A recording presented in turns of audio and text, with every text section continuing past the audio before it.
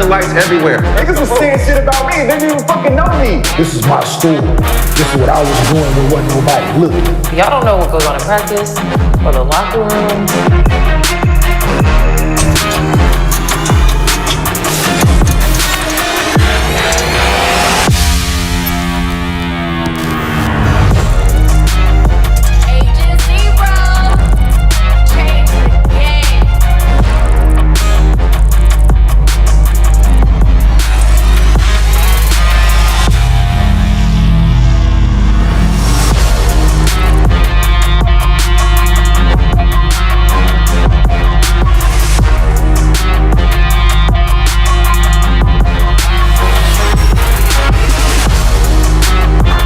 Welcome back to Gil's Arena, presented by Underdog Fantasy. Whoa, whoa!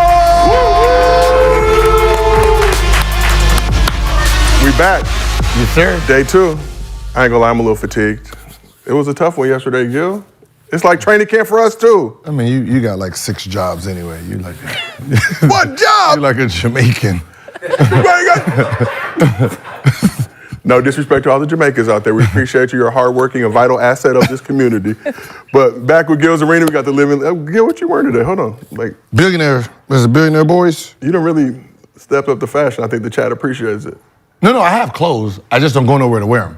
Facts. You don't need. And I don't need what I need to dress for to talk sports. But since I can't hide behind that desk no more. No, I peeped that. I was like, I gotta step my kick game up a little bit. Y'all be able to see everything now.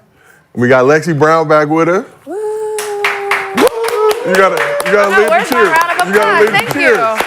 Sometimes you gotta bring your own support. You gotta bring it. You gotta bring it. You gotta bring your own support sometimes. We got a good crew here today, but here's what's cooking in the association. Harden was a no-show for Sixers Media Day, and the Bucks and Celtics both got better. So how long will Embiid continue to trust the process? And just as a word on that, Harden apparently is gonna show up soon. He hit enough of the shake. He was in Houston. Giannis was in Houston doing the Dream Shake. Harden was in Houston hitting the Shake Club. Yeah, of course. It's all relative. LeBron said he's ready to pass the torch to AD, but is AD ready to take it? And John Morant's facing a 25-game suspension, but how much will having veteran leadership in the Grizzlies locker room help him get back to where he belongs? But before we get into all that, as always, this show is brought to you by Underdog Fantasy. Again, I got to tell y'all this shit every day because a lot of y'all don't listen. Download the app, use promo code GIL. They will match your first deposit up to what, 100, 500? What? 500 until tomorrow, until the 4th. Get it while the getting's good. You can get $500 deposit match up until tomorrow, October 4th. So go ahead and do it. Help us help you. Hey, for all the black people, listen, that's white people money. So invest your money to get white people money, and then you spend their money, and then you jump the fuck out. They don't let you, I already tried, you already know. You did? Oh. They don't let you pull. They use that as bonus bread, so you gotta hit all that until I think you get over a certain amount, then you get to take it all out. Man, they're always one step ahead. White people money feel better though in pockets. It does. It does. And I see the chat already hating, saying I drink hot dog water, I look like a thumb. I appreciate all you guys. Oh my gosh. You ain't never drink hot dog water? No. Me either, but fuck it, like whatever. Drinking water. That's their thing, I don't know. That's crazy. A few haters, and hater, I know who you are. There's only one person who could be this salty with Josiah Johnson's success. But it's all good, I'm gonna see you when I see you. But as always, we do MostlyFans at the end of the show. Drop a good question. If you include your Underdog Fantasy username, we'll give you a $50 bonus. That's $50 extra of the white people Underdog Fantasy's money that they can add to their account. And if you like and subscribe to the show, it helps your chances of getting featured. And if you spam us with them questions, it does the same thing, so keep it coming. And if you can't watch the video version of the show, go on Apple, go on Spotify, download the podcast, another revenue stream, another way to listen to the show. So let's get it. All right, so, we got a lot of basketball to talk today, and this is a basketball show, but we're gonna hit a little football in the biggest story in the league right now. Travis Kelce and Taylor Swift. That's so funny. Swifties have taken over the league. Yes, as Taylor, Swifties. She made back-to-back appearances at Chiefs games in this burgeoning romance with Travis Kelce. Alleged romance. So I'm gonna ask you. First, okay, is the NFL too thirsty for this Taylor Swift-Travis Kelce relationship? Or alleged in your opinion? And be mindful, we got Swifties that watch this show too. Yeah, I don't know if, thirsty is an appropriate word, I think, but I've tapped into the NFL more since this news has dropped. Absolutely. I love seeing Taylor Swift at the games, and she's just being there wilding. She's having a great time. Like, I think that's why people enjoy seeing her at the games, because she's actually, like, into it. She's not just, like, sitting there, like, being, oh, I'm Taylor Swift. Like, she's literally fanned out at the games, and it's really fun. If Taylor pulls up, she's gonna go hard. Like, you know, no matter if the She does BET it, Awards, right, whatever. everywhere she goes. Singing all the lyrics, fucking in the crowd. All, you know, most of the lyrics. She's I hope a she's not singing supportive some of them. queen, and I think that's why people love her. Like, everywhere she goes. So I good. don't What, know her, but- what do you think about this whole Travis Kelce?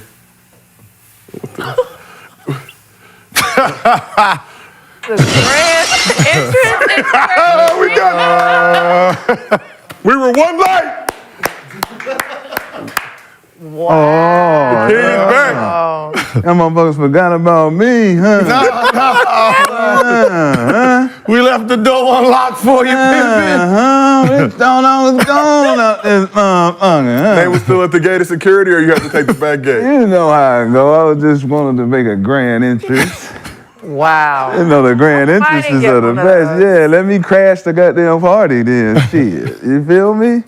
It wouldn't be Gil's Arena without the legend Rashad McKay. I appreciate you, man. You know. You got book, scholar, Man, you know. people, confidence coffee. I'm on my Jimmy shit. You feel me? You didn't come with the emo though. Big Nah, you know, cause the emo was a little bit much. But I know what he meant. He's sad. We sad. Pat out there fucking up. We keeping Lowry. We want Mike Lowry, not Kyle Lowry. What the fuck is we doing out here? We ain't doing shit, Miami. You fucking shit up. Damn, we enemies now, goddammit. So since you're here, we got to hit you on this whole Travis Kelce Taylor Swift. Hold on, you just gonna ask me a question. He interrupts the shit and you go right to him? Gil's your show. I bet. Go, you got it. No. This is Gil's Arena. This is Gil's Arena. No. This is still Gil's Arena. I mean, You go. I ain't mess with celebrities, right? You a lie. Never? He's a lie. Not when I was a celebrity, because Have you been a celebrity? no names do more, if you know what I'm saying. Listen, no. Okay, look. My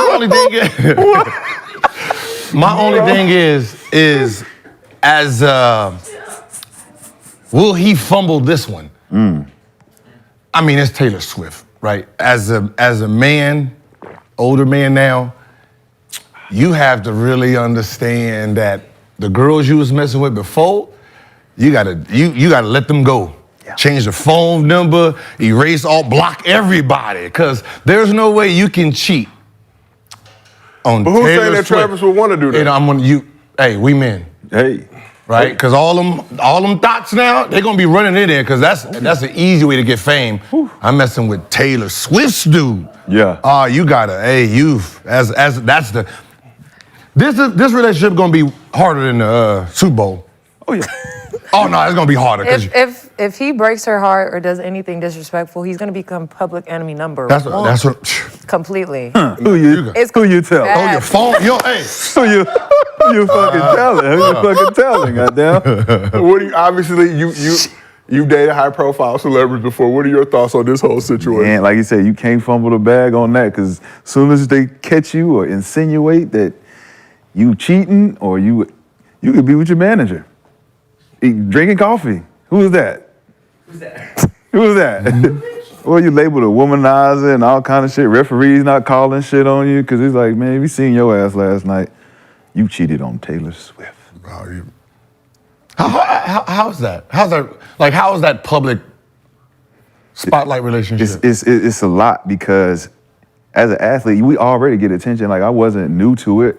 She was actually trying to come up and get the attention that we already get. So they're trying to like piggyback off of but Taylor don't need that. So it's like when you get into that area as an athlete, you're getting more attention than you should. And for me, I wasn't a star yet. And I wasn't even a role player at the time. I was one of them lucked up, met her at a club. You know, I'm a fly young Negro. You know what I'm saying? I'm out here in LA moving around. You know what I'm saying? And happened to look up and hit the lotto. And then you in Cosmo, you in OK Magazine and a media takeout. You can't make a move. You can't post nothing wrong. Next thing you know, red flags go up. Everybody don't think you serious because you get more attention off the floor than you are on the floor. And that's the one red flag that he got to look out for, because like a lot of people say, if they they 2-0 now since they've been dating. They lose any games, it's gonna be because of that. Yeah, that's gonna be part of it. But just like NFL, you have a whole nother entity coming to the watching the games now, right? And I never understood how sports frown upon like public relations, the public stars that's dating each other. Like, I'm on TV every day. So what are we talking about here? Right? If it ain't her, it's someone else, and usually the someone else has come with a whole bunch of someone else. So I'm unfocused at the strip club every night versus me dating someone that's famous that's actually keeping me in the house more because I don't want to get, I don't want to get caught up. Right, so it seems like a safer bet, but It's the encounters though. Like even now, like we go to the grocery store. Hey man, that's McCann's. You be pissing Gilbert off, man, on that show, man. Or you be making them so bad. I mean, like, if that's what you know me for, I'm the nigga that pissing everybody off. I'm the nigga that pissing everybody off. So it's like, I can only imagine like him wanting to stay in the crib just to avoid the questions, the insinuations, all that. Like, I mean, but from the female perspective, what you think about it from like a Taylor Swift side? Like, what is she dealing with? Well, I mean, I keep saying it's an alleged relationship. Like, nobody has confirmed or denied that they're even dating each other. So, I mean, if they are, amazing. If they aren't, also amazing because, I mean, like you said, Taylor Swift doesn't need any of this attention. Like, she literally is having just a great time. I've seen Travis Kelce on my TV screen more in the last 2 weeks than I have in like the last 2 years. So I mean, they're both benefiting from it as long as like it ends amicably. Like, who's gonna say it may go on forever? Make it last forever. It might, it just might last forever. But if it doesn't, it could just like fizzle out and be like, oh, this was a great moment. As I said, it's not this ain't gonna be a Taylor Swift breakup. This is gonna be Travis. Think so? A Travis Kelce fuck up? Yeah, like you, because he wants the attention. Right? So you're dating someone that's way out of your caliber in fame. All right. Right? Yep. So you are the bachelor in the NFL. You are the hottest man on the street. Do you know you at the bank? Right? That's like, do you know this is generational wealth that you got next to you? Right? Like, unless you want to go, you can only go up. Oprah. Beyonce's off the table. There ain't too many. Is insane. There's not too many girls that's above. No facts. That's above what she's doing, and she has like you're talking about 30, 40 more years of just making money. Yeah. Like this is when you sitting at home and you like. And I think a lot of people do. Y'all gotta go. I'm good. Taylor though, because she's had all this success, just her. She's never put herself next to another famous man. Not a man in general, really. I mean, a lot of the guys that she's been with, like, have wronged her, done her wrong, and that's why people are we love Taylor. She dated some famous people, but I mean, on the flip side, if it don't work out, now she got a new album, that thing's gonna go diamond. The fans are gonna appreciate it. Hey, that's the question, right? It's the question, is this the PR stunt? Right? That's the question, because it's like, all right, Travis, you can't afford to not play well. Hey, look, I don't give a fuck about playing well. That's Taylor Swift. I can drop every ball. What y'all gonna do? Cut me? Yeah, no. Cool. She gonna cut you. Cool. No. No, she gonna cut you. I'm holding umbrellas. I'm holding whatever she need. Whatever she need. I ain't no talking back. You crazy? What? It's Taylor Swift. When they talk about submissive and masculine, I'm feminine in the mug. Dating Taylor Swift. Hey, man, how you doing, baby? You need your feet rubbed? I don't give a fuck. Y'all can say whatever you want. At halftime, you I'm not dropping shit. What's the name? What's her little crew? The Swifties? I have Swifties all over the goddamn shirt. Swifties on the neck. Friendship bracelet. He made $40 million? Yeah. That's cereal box money for her. Me crazy, I don't care. But if he playing bad, she not showing up to the game. She can't. It's embarrassing. We both ain't showing up. It's embarrassing. We both ain't showing up. We at the studio and I'm helping her write songs. Real shit. Shit, I'm thinking about after the sport. We transitioning. I'm the fucking manager now. Goddamn. Hey, I know women be out there like, oh, hey, you ain't gonna out masculine me. Shit. Let me get a bag. I'm gonna make sure. I make sure it stays closed. And last question, I mean, Rashad, for everybody who doesn't know, we talking about Khloe Kardashian back in the day, but what was the tension like in the locker room? And obviously basketball Oh, you was players, dating her when she still kind of looked like a dude. Gilbert! No. I'm just saying that. No. Not that. No. Let me rephrase that. Can we erase that? Can we edit that out? Because that tickled everybody's little stomach. Like, No. Can I damn. edit that out? I'm like, damn, No. girl. Because I was about to give it a comment. Like, I like the way she looked before, but like, damn, is she gonna look like that? No, like, shit.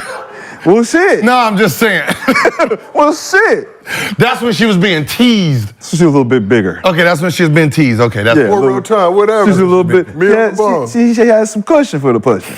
You feel me? what It she was was- nice. You know what I'm saying? Like, But shit. I always thought that, when you date somebody at that caliber, there is a tension in the locker room that is unwarranted, regardless if anybody believe it or not. Like you get the understanding, one, that you starting to get a lot more attention than everybody else on the team because you ain't even playing. Right? So I'm in there walking around like, yeah, I'm here. What's up? Yeah. You see who at the game? Yeah, we eat at Mr. Charles, nigga. What's up? What you eating? Okay, cool. But then it's like Travis, they already won 2 championships, right? So it's not like he needs the attention, but sometimes when you bring in something like a Taylor Swift to the table, like That's swagger on 1,000, man. because now the teammates got to ask him for autographs. He's like, hey, man, listen, man, I don't even fuck They with was hyped when she was at that first game. They Man. showed clips of the guys like, But then it's like, There's all right, now she's been here like 10 times. All right, here she go again. There she go, yeah, look. Here she go. but like I said, like she's like that's where that's what she's like at the music events, the game. She's like, I don't think she's doing it for any type of attention. I No, think for she sure. just And is being herself. Yeah. To be honest, when you got that in the locker room, right, it makes everybody look at they girl different. Ooh, they got to upgrade They it. got to upgrade, man. Especially Patrick Mahomes. Hey, Pat. You better go get Oprah. Hey, Pat, you got You 500. gotta go get Oprah, You boy. got 500, Yeah, boy. I'm just saying, you gotta beat that. That's so you can't date regular. Come on, man.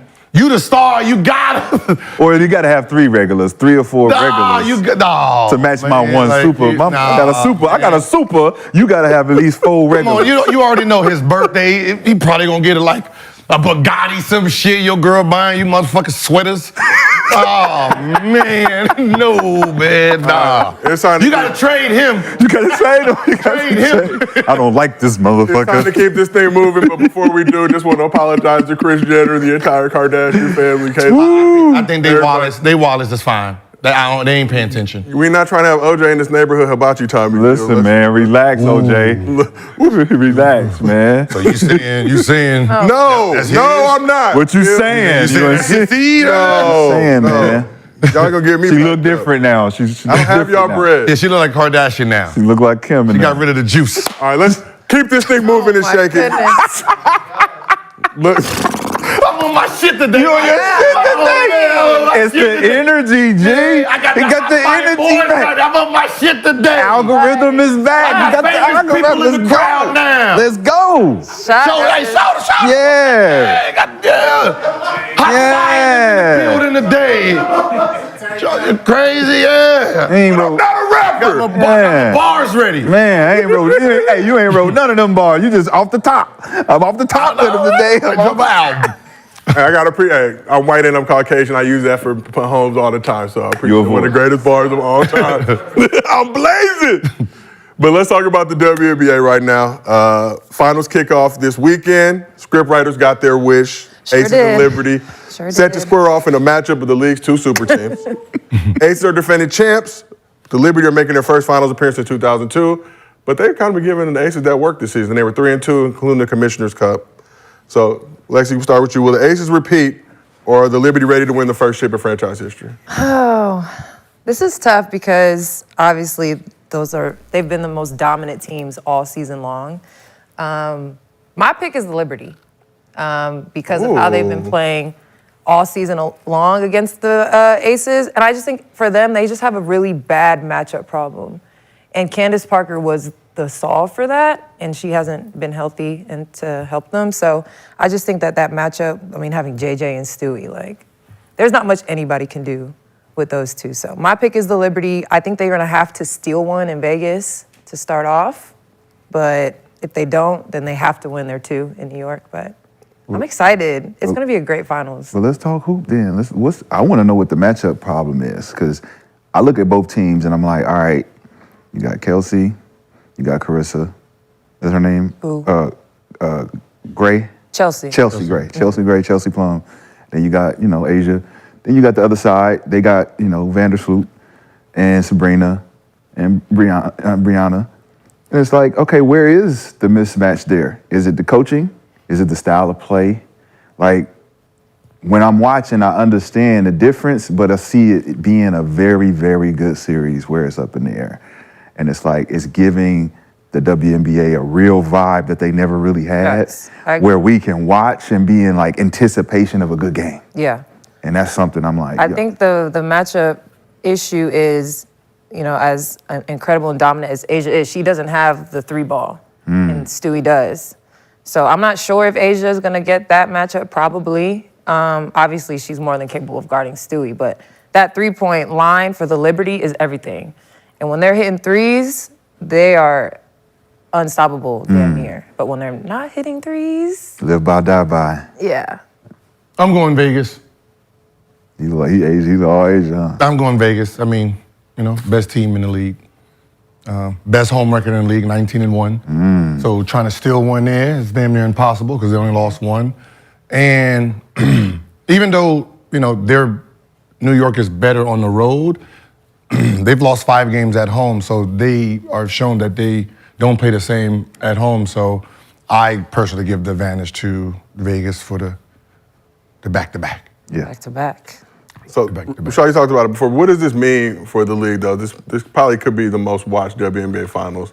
I think it's going to be appointment viewing. Everybody's going to watch this game. So just in terms of league growth and keeping it on that right trajectory, I think the play in the Commissioner's Cup was like 5th highest rated game all time on ESPN2 for WNBA. Yeah. So what does it mean just in terms of the league in the future? Like we said, script writers. Yeah, it worked the fact out. that we're able to even say that now in our league is fun. Like that's like the running joke in all the other professional leagues is, the script is written before the season even starts.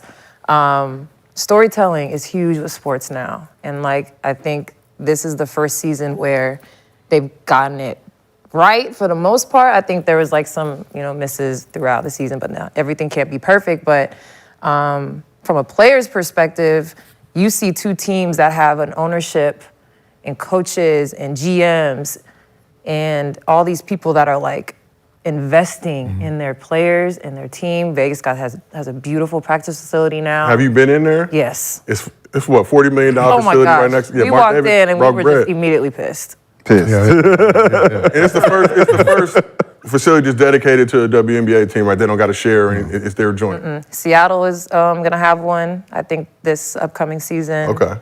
And I hope more teams are able to have their own facilities. Who's cracking with the Sparks? it's- They all got bread. I mean, all the owners are billionaires. No, exactly. So it's about caring. You have to give a fuck. So Get your bread. for us, I am happy that those 2 teams are in the finals because you have to invest in your players, you have to invest in your organization if you want to see success. Now, maybe 10 years ago that wasn't the case. All right. But it's 2023, things are different. Players are taking control of their narratives, their brands. So they gotta back it up. So I'm happy for the league. It's gonna be fun. I'm definitely gonna be tapped in, and I'm not cheering for anybody, but But we talked about, even at the dinner, we talked about how that investment between those 2 teams trickles down to the players. Yep. And their will to win, their want to, and then trying to pick a face that can actually promote the want to from the outside, from the other young girls. We talked about the Juju thing being, the face of the whole WNBA down the line. But like now picking a girl or a few of them that can actually carry the torch, right? But then you look at the Sparks. We talked about the legacy of the LA Sparks and why it's been difficult for the last 5 or 6 years for them to reach that pinnacle where they used to be with Candace and Lisa Leslie and all of them. And it's like, what's that struggle and why?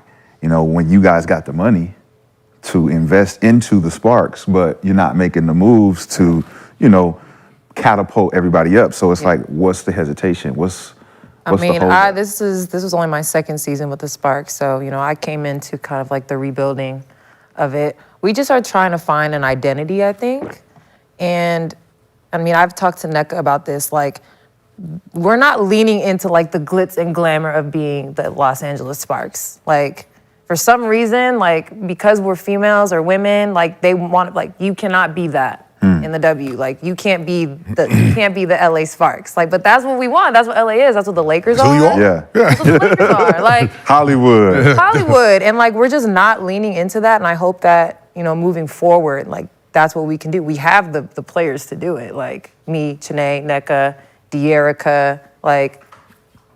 Yeah, I know y'all have social media, right? Oh, we didn't even. Not even. Y'all got social media where y'all can do that. Don't fumble the bag. Don't let Gil ask you to fumble the bag. No, I'm saying y'all can now do that yourself. Oh yeah, and we absolutely do, and we have, but we still need the organization. The machine. You need the machine. Yeah, first. you need a machine. I think Vegas and New York probably have the best social media teams. When I was in Chicago, we had a really good social media team, and it's huge. And 5 years ago, that didn't matter. And now it's like Tell 'em to holler. everything. What's the funny? I give y'all a discount. I give them Lexi Brown discount. They're But I'm gonna be a little too controversial. They're selling to the wrong audience. Yeah. And they should be selling to the middle-aged girls, 11 to 21. Yeah. Right? That should be the audience. Yeah. Not family and little kids. Right. Right? I agree. That TikTok era. Yes. Yes. Yeah. Just like locker room, dudes, I know half y'all dance and do all that silly TikTok dance. That should be promoted to the group that is doing it too. Yeah. Right? There's just so many things that's just missing, like too old up at the top probably. Yeah. I think the best thing we did this season is we had a partnership with Urban Decay, which is a makeup company. So like all of our walk-in pictures and stuff were like brought to you by Urban Decay, which I thought was amazing. And I think that's, a step in the right direction. Skincare, hair, and makeup, like I just think that's like a gold mine for female athletes. So I'm glad that brands are now like tapping in. Well, you look at the market though. You look at New York, it's a market. Vegas, emerging market. LA is cornerstone market. Right. So it's Hollywood. It should be glitz and glamour galore, right? And like you said, if you guys are doing the social media pushing, but they're not pushing you from the back, like we're literally, the machine is gonna promote this. Right. It's gonna be one-sided because now you guys look like you're overdoing it out here, trying to be Hollywood. But it's the access as well. Like if you play for the Lakers or the Clippers, if you wanna go to Delilah, I'm in there. Did you say Clippers? It's LA. I'm just saying, it's please. Lakers or Clippers, you moving around in LA, you got access. Right. Right? So the same access. I'm not should letting be no Clipper in the club like that they better be winning. You're not letting Paul George in them in? Them. Kawhi? Them. Huh? 3 of them. Russ, you're not letting Russ in? I'm letting Russ. Where does this Ty Lue, stop? you're not letting Ty Lue in? Hell no. No? Ty Lue can't get in. Dante, you're not letting Dante in? Dante Jones. No. Dante Jones can't get in, No. Jim. Popeye Jones? $50. 50. Papa Jones. Hell. Popeye Jones can't get in. Popeye work in the back, man. You gotta let him in. He work here. Clippers, y'all. We gotta be like, we gotta have room. Hold on, hold on. Make sure, okay. They gotta get there They early. should get the treatment that they get anyway from the fans. What about the Chargers? Huh? What are the Chargers? They here? The LA Chargers, yeah. I don't watch. I'm LA. LA Rams? I'm LA Raiders. It's Vegas. It's LA Raiders. Thank you. Thank you. You remember. Yeah, you know what I mean? Coliseum. NWA, LA, Bo Jackson. baby. They wasn't getting in the damn Clippers club got to show either. up at 11. Yeah, they gotta be there real early, just like 10:47. You gotta be there real ugly. I mean, not real ugly. Real ugly. Real early. You gotta be there real early, and you gotta have a table. Got to Not you calling the Clippers the ugly friend. Damn, man, that's what he's doing. The ugly Right? friend. Hey, the ugly friend, huh? Ugly friend get things done sometimes. Just be real. But bottom line is, if they give the access, to the woman's side of it, the Sparks or LA, make it that way. Make it at least make it seem that way. But at the end of the day, we have to we got to start winning. Like There you go. point blank. Like coming from putting all that other stuff aside, as a hooper, basketball player, we have to start winning. whatever we have or don't have. Teams in the past had less and still managed to get shit done. So we got to be able to do that. Speaking of a team that needs to start winning and getting shit done, in the aftermath of the Bucks and Celtics trades, the reigning MVP took to Twitter to do a little trolling. Embiid posted the following tweet on Sunday, I believe in the wake of the Drew Holiday to the Celtics. The offseason was fun, laughing my ass off. So at media day, he kind of clarified and said he was just going back with fans and this wasn't a shot at the team or the Sixers and the lack of work they did in addressing this roster. But Embiid got to be feeling some type of way with the Sixers. Fired Doc Rivers. I replaced him with Nick Nurse. Harden, doing Harden shit. Harden didn't show up to Sixers media day today or on Monday. Last week he had the bottle girls doing the talking for me. He got fined before from running his mouth. I think we have the photo of the the bottle girls doing Daryl Morey the liar sign. He needed to start a whole clothing line. Oh my God. In the club again. Here you go, James. Yeah. Sending the wrong fucking message, man. Yeah. From the club. This happy place. We look at the Sixers, they brought back Neverland. They brought back restricted free agent Paul Reed, signed Pat Bev, Kelly Oubre, Mo Bamba, Danny Green, but lost Georges Niang, McDaniels, and Shake Milton. I'm just reading off, Gil. No, can I host? I mean, you can, No, but but you already be doing this usually shit. just say the people that actually matter. The We don't people need- that matter. We don't need Absolutely nobody on that Gil, goddamn These are team black matters. lives, they all matter. Absolutely Everybody nobody matters. on All that these team. black lives matter, Gil. The only thing that matters, Joel ain't lose. He didn't leave. Joel is still there. That's the only thing that I'm matters. painting a picture, though. When I was on the bench, nobody said my name, so don't be saying their name on goddamn no. They gotta earn their name. I'm hearing names I've never even heard of. We're not gonna do that. Yeah, we had Pat Bev on the old. Don't say that name again, man. You said that shit out loud. Triggered. What you do with the White Stop House? that. Saying that shit out loud. I'm just. Okay, I'm You sorry. just say that shit out loud, man. We know. I'm just saying. You know I'm a quitter. Just name the first three, and we good. I have to tell you the people what happened though, because a lot of people don't care about the Sixers. You know what? You know what? Do your job. What happened to the White Couch? It's in the. Okay, we going. Me and the homies are gonna rob you. Just want to make sure it's still there. I need a white couch for the I do crib. the white couch. I had to go with black because we're black. Black. Keep it black. But this morning, Woj reported that James Harden is expected to report to Sixers training camp in Colorado as early as today. Just trying to get out there for Deion. Them dudes wild. Colorado's cracking right now. Yeah, it's cracking. But Be careful. just talking about Embiid. We got the Woj. Okay, shout out Woj. Maybe it's like his third appearance on the show. Why they at Colorado State University? At least do it at Do they normally have Deion training camp University. in Colorado? They're trying to get their niggas in shape. They're trying to get them in Probably get shape. him in, yeah. Oh yeah, because if they told me I was doing training camp in Colorado, I would cry. Oh my gosh. Different. the altitude is. Oh my gosh. Way different. Horrible. It's hard. It don't mean nothing. You're gonna be in shape while you there. When you leave, You're gonna be out of you're gonna shape. adapt right back Yeah, to right, yeah. Yeah, you're not a fan of a Very true. Very true. Very true. I'm not a fan of stupid They're like, we shit. need to train like the Nuggets. I mean, it's not like you are housed there. You you going there for a week or two, then you going back home, be there for a week. You're back to Right back to normal. all that shit you did on there means nothing. They paid Hakeem $50,000 to come work with Embiid too. How you know? Don't get started, because you know I'm ready to cook on that subject. I'm ready to cook on that subject. Y'all ain't even include me on that shit.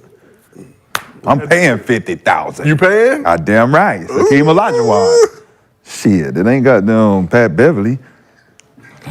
Oh gosh. So you paying $50,000 for him to work you out? I'm paying $50,000 for access, tutelage, mentorship, and to be able to say, hey man, I used to work out with Hakeem Olajuwon. Oh, okay, that's what it is. $50,000 to say you worked out with him. Yeah, and learn whatever he know. And learn what he know.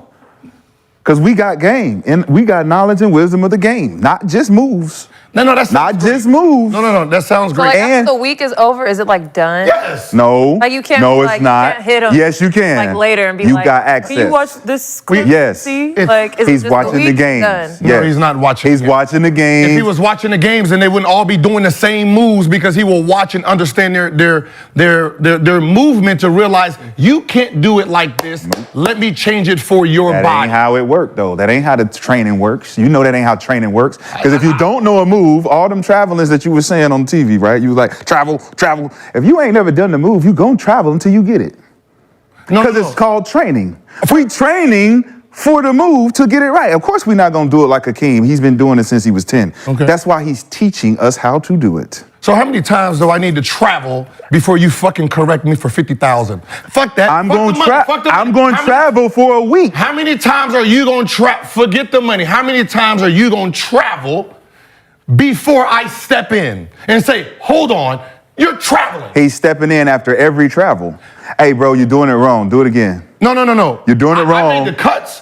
There's 4 minutes. It's 4 minutes, 85% rate of travel. Yes. No correction. First session. You can tell. First session. By the 5th session, ain't no travels. My son won't travel. Ain't no after travels. My son won't travel after the first one. Well, that's because when he traveled the first time, I'm gonna break it down to show him. It don't mean he gonna get it.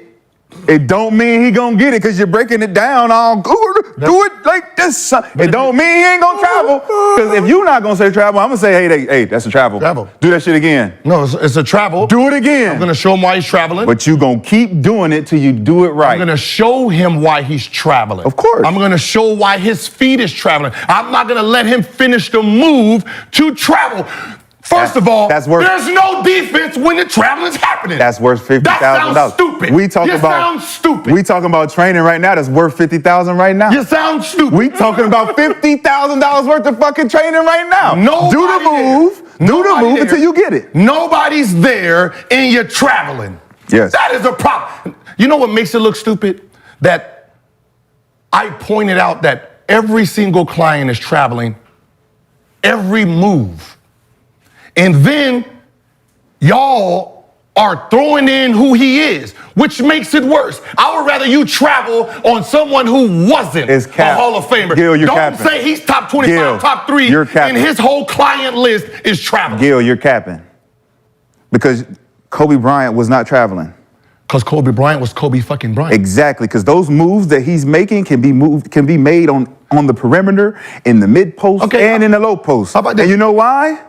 You know why? Because it's called footwork.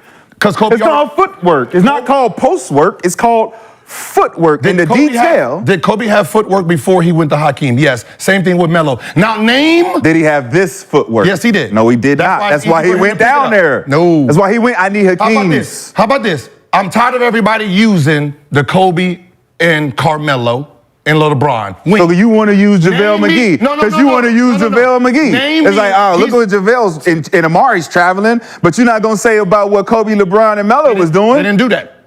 You got 50 big men that's went to his camp.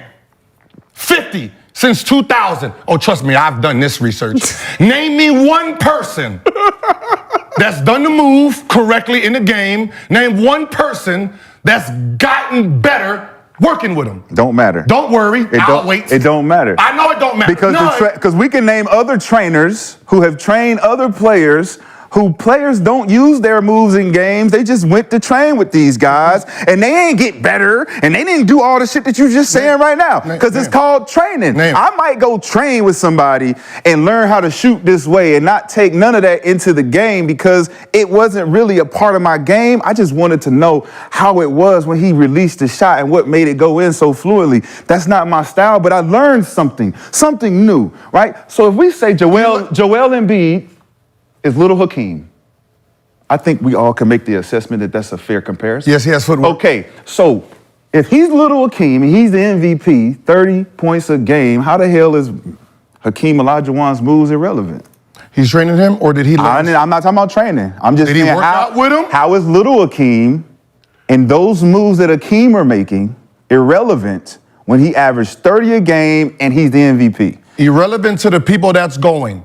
Now, Giannis is going. And we said this is the point we made about Giannis.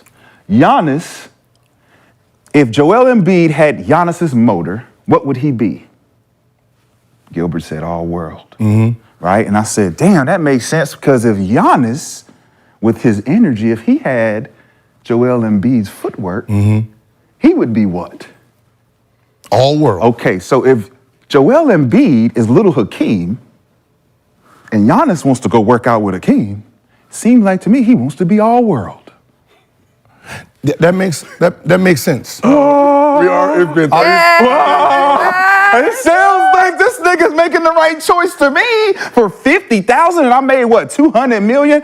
Man, that's James Harden in the club. We spending that bread easy for a week. Oh, okay. Why would we complain? Okay. That's nothing. Are you done? Yes. Okay, because you was eating. I'll pass the motherfucking You was eating. mic. You wasn't eating good, but you was eating.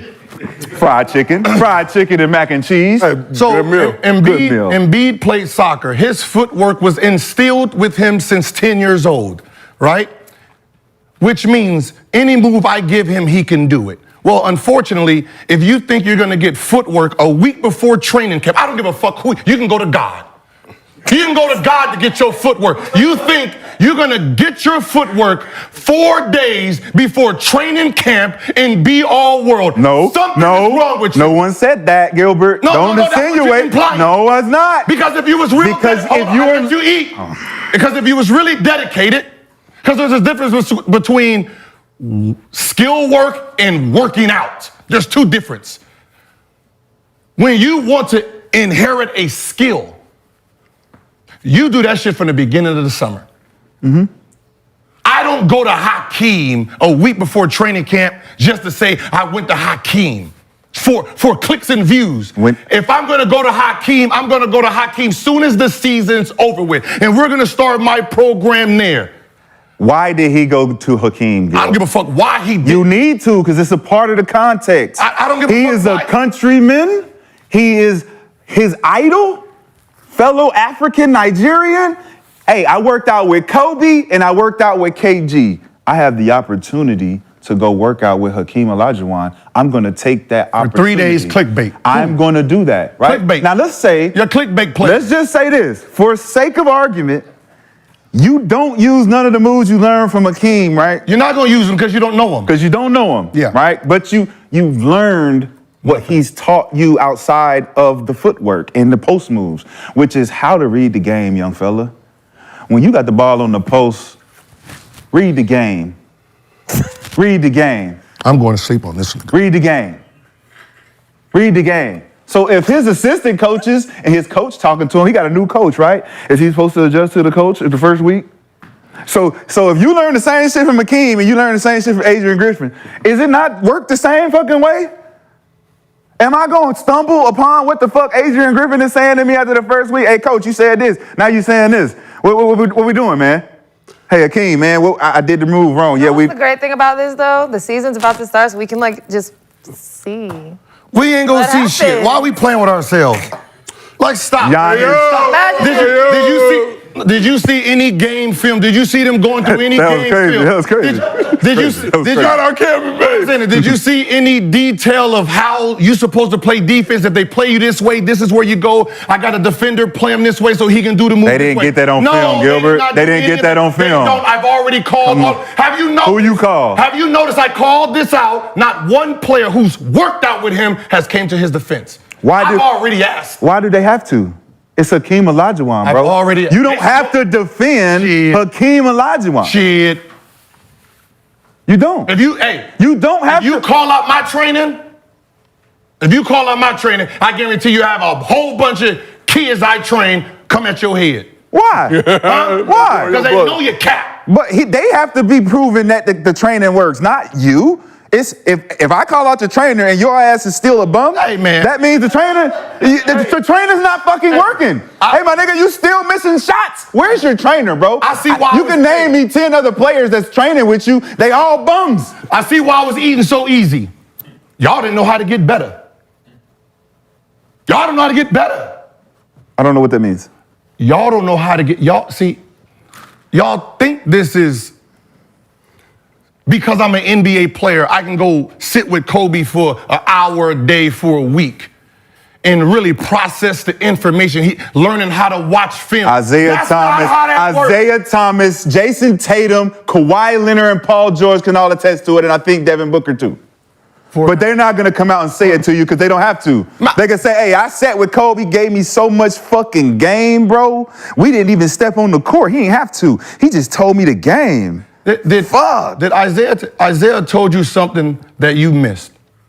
He said, and I quote, Kobe watched the whole game, detailed the whole game. When I called him, we went the whole game. We was on the phone for 7 hours talking about the game and what to do for the next game, because this is how they played it on FaceTime. Is that what he said? Yes. 7 hours. Yes. So Kobe spent 7 hours breaking down a game. Mm-hmm.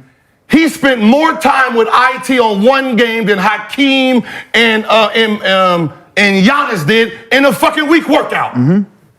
What was So that? who you think got better mentally? Well, And that was free. I don't And that was understand. free. And that was free. I don't understand the reference. The reference is you're saying someone gave someone some game. I'm saying some knowledge. the reason you why. ain't giving no knowledge. You have to put time in. You have to break it down. What's the reason why Kobe stayed on the phone with him for 7 hours? Because before that, IT wasn't seeing what Kobe wanted him to see. You're not seeing what I see, young fella. Let me put you on game. Let me put you on game. Let me put you on game. But look, this is during the season. This is not off season where I can work with you during the summer and I can show you this, break this film down. Let's get on the court. Let's go do this shit. Woo, woo, woo, woo. Ain't nobody. Everybody's not privileged to do that. Kobe got to pick you. You can't pick Kobe. What are you saying? I'm saying that when you're getting training from a top level all-time Hall of Famer, it's a privilege.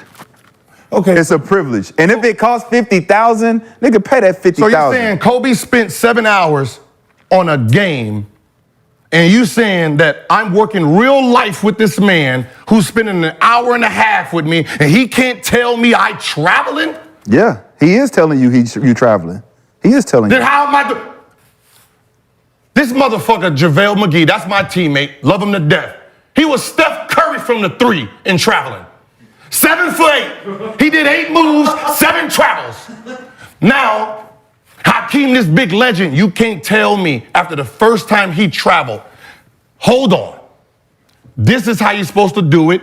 I'm going to position you. This is why we're going to do it. You break it down like they're stupid, because they are compared to your footwork. Yep. They're babies compared to your footwork. So you have to break it down, not just automatically assume that he's going to pick it up because he makes this money. You're teaching footwork. You're teaching knowledge. Then when I see he has it right, I'm going to play defense on it. Mm-hmm. To see him do it, to see if he can perfect it on defense. Yes. Now you see why they never got better. None of the centers got better. Because not one center got better. There's a reason. It's a progression. You're betting 0. It's a progression, Gilbert. You can't just do it 1 year for a week. It's a progression. Exactly. You're saying it's a progression. You're saying what I'm saying. You can't do it for a week. So it's gonna cost more than $50,000. I don't give a fuck how much it's gonna cost more. Listen, I miss free throws just to show you how it works. I missed free throws, everybody know, in the Cavs series. Missed the free throws, fucked them off. My brain said Nick Anderson. Oh shit, I might go through the Nick Anderson shit, because that was one of my favorite players, because, you know, the Orlando.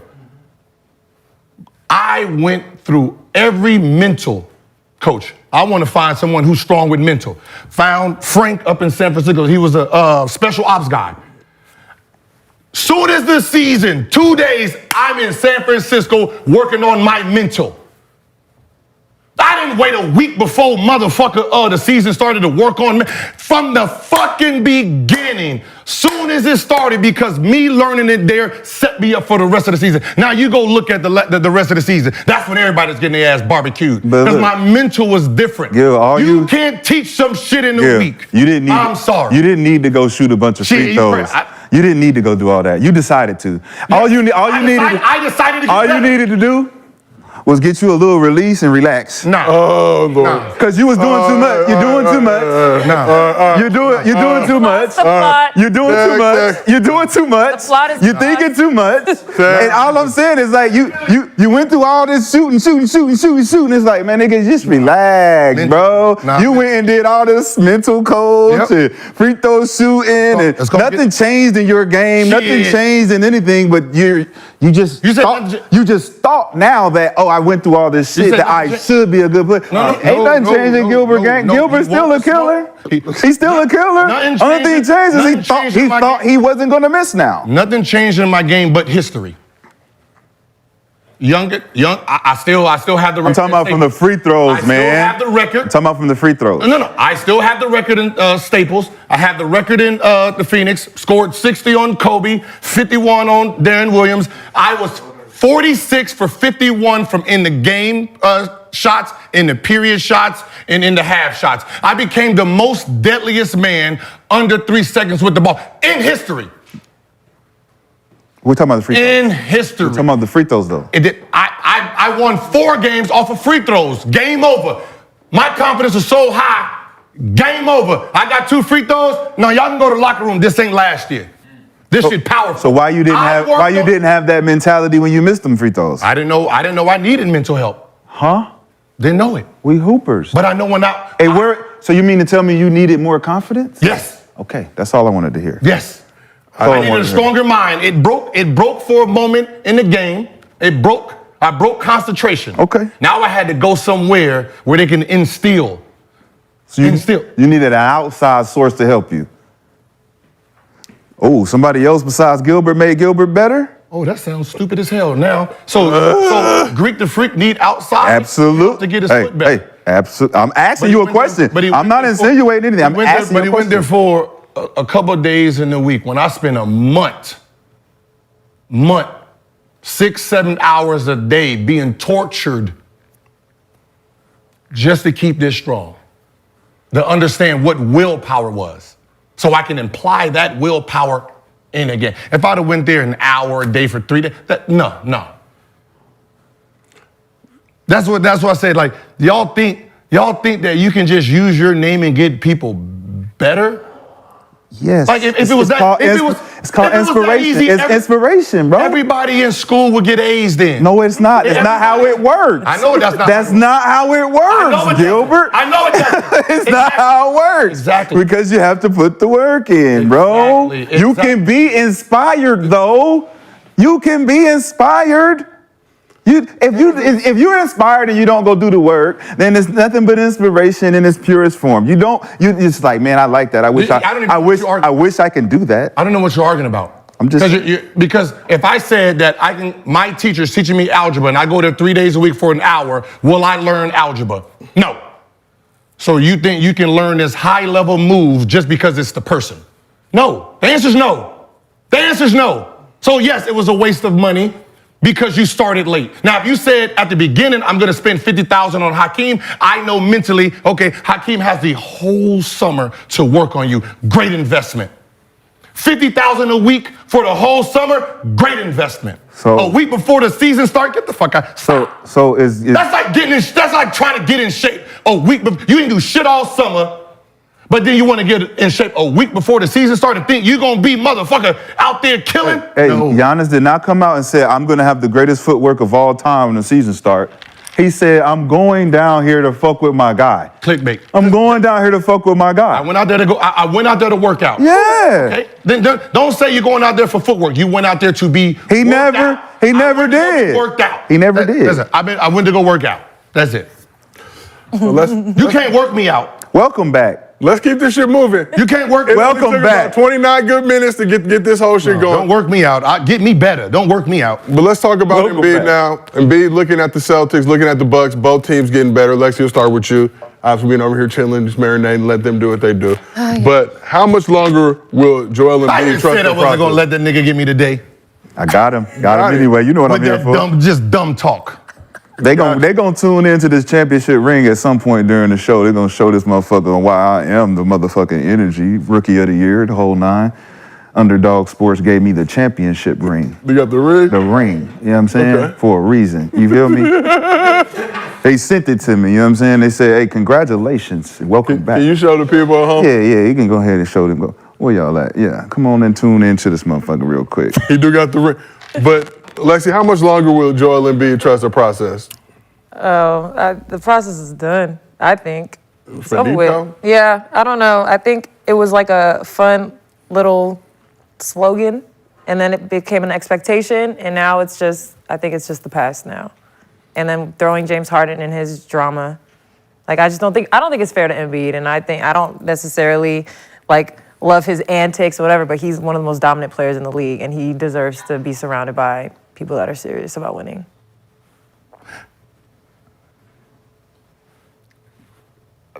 I mean, I think it's over too. I think it was over when they lost Jimmy Butler. I don't think they understood the importance of Jimmy and his mental and what he brung to someone like Embiid with that team. They made a bad investment in the wrong person. I think they paid Tobias. Yes. Right. So I would have. Obviously knowing now they should have paid, Jimmy and had Tobias walk. I just think once they lost Jimmy, from there it was downhill because you had no self motivation in that locker room. So you think he's on his way out? I mean, where are you going from here? You've been going down. There's nothing that's coming to save you. Processed food, like I said before. Fuck that shit. Get it over with. Get them out of here. And I said it from the beginning. I've said it for the last 3 years. Philly making the James Harden move was the worst move they can do because it's not a good match with them two. Joel Embiid being, perceivably seen as a lazy player, but he's still trying to give his all out there because that's the pace he moves at. But it's like when you got the management being the management, making the decisions they make, and always coming up short, always in the process of something, like you always gonna lose because you gotta make a change the next year. You're making a change every year. So when you're doing that, it's like, there's no stability. You can't build on nothing that ain't got no foundation. And if you're only depending on Joel Embiid as your foundation and you can't really get that consistent work for him past the playoffs, it's like, what are we doing? We got to rebuild again in the offseason and then again in the offseason. And you go and get a bunch of players that everybody really don't really fear or respect. And it's like, what are we doing now?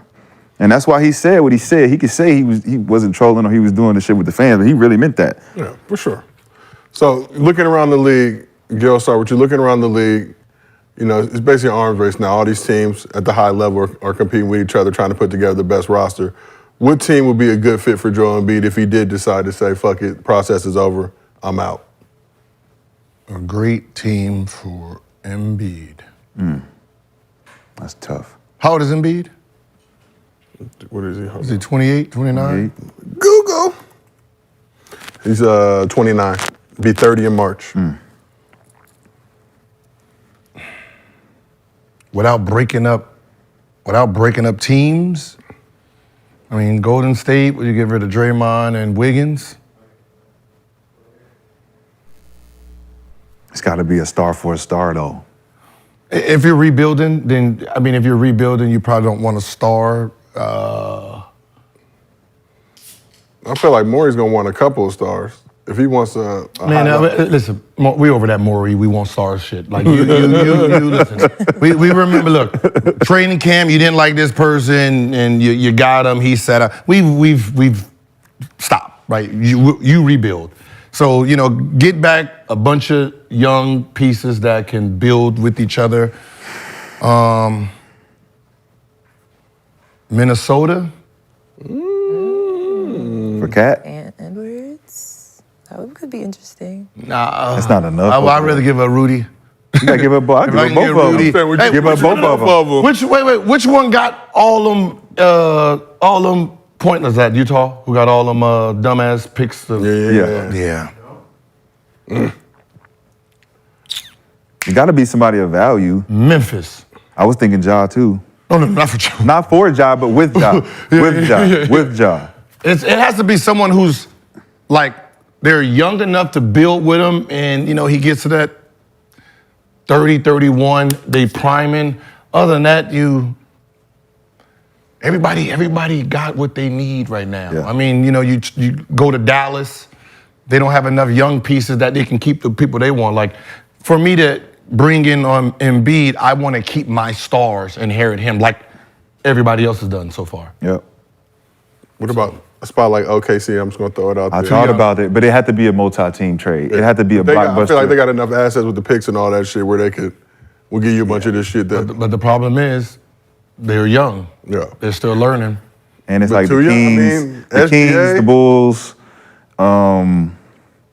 Atlanta. Like, you throw certain teams in there with certain pieces and move them around and try to make Joel fit to a certain spot, it could potentially work. But like I said, for the Sixers, are they rebuilding or are they going to bring in another star? Hey, Yeah, are they moving? Hey, they want to move on from Embiid? Like, does he vocalize that he wants to be out of there? I don't necessarily they want to move on from him, but if I'm Embiid and I'm looking at all these other teams getting better, you got James Harden who's at the Shea Club, not showing up, telling you he wants to get traded to the Clippers.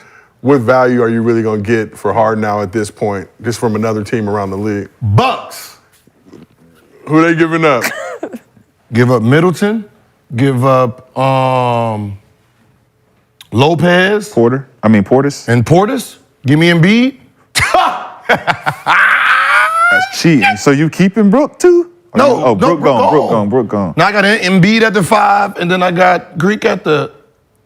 On the same team. At the 4? In the East, we're not letting that happen. At the 4? We're not doing that in the East. With Dame? No. Jeez. No, not Adam the Silver East. not riding. Not riding with that. Not at all.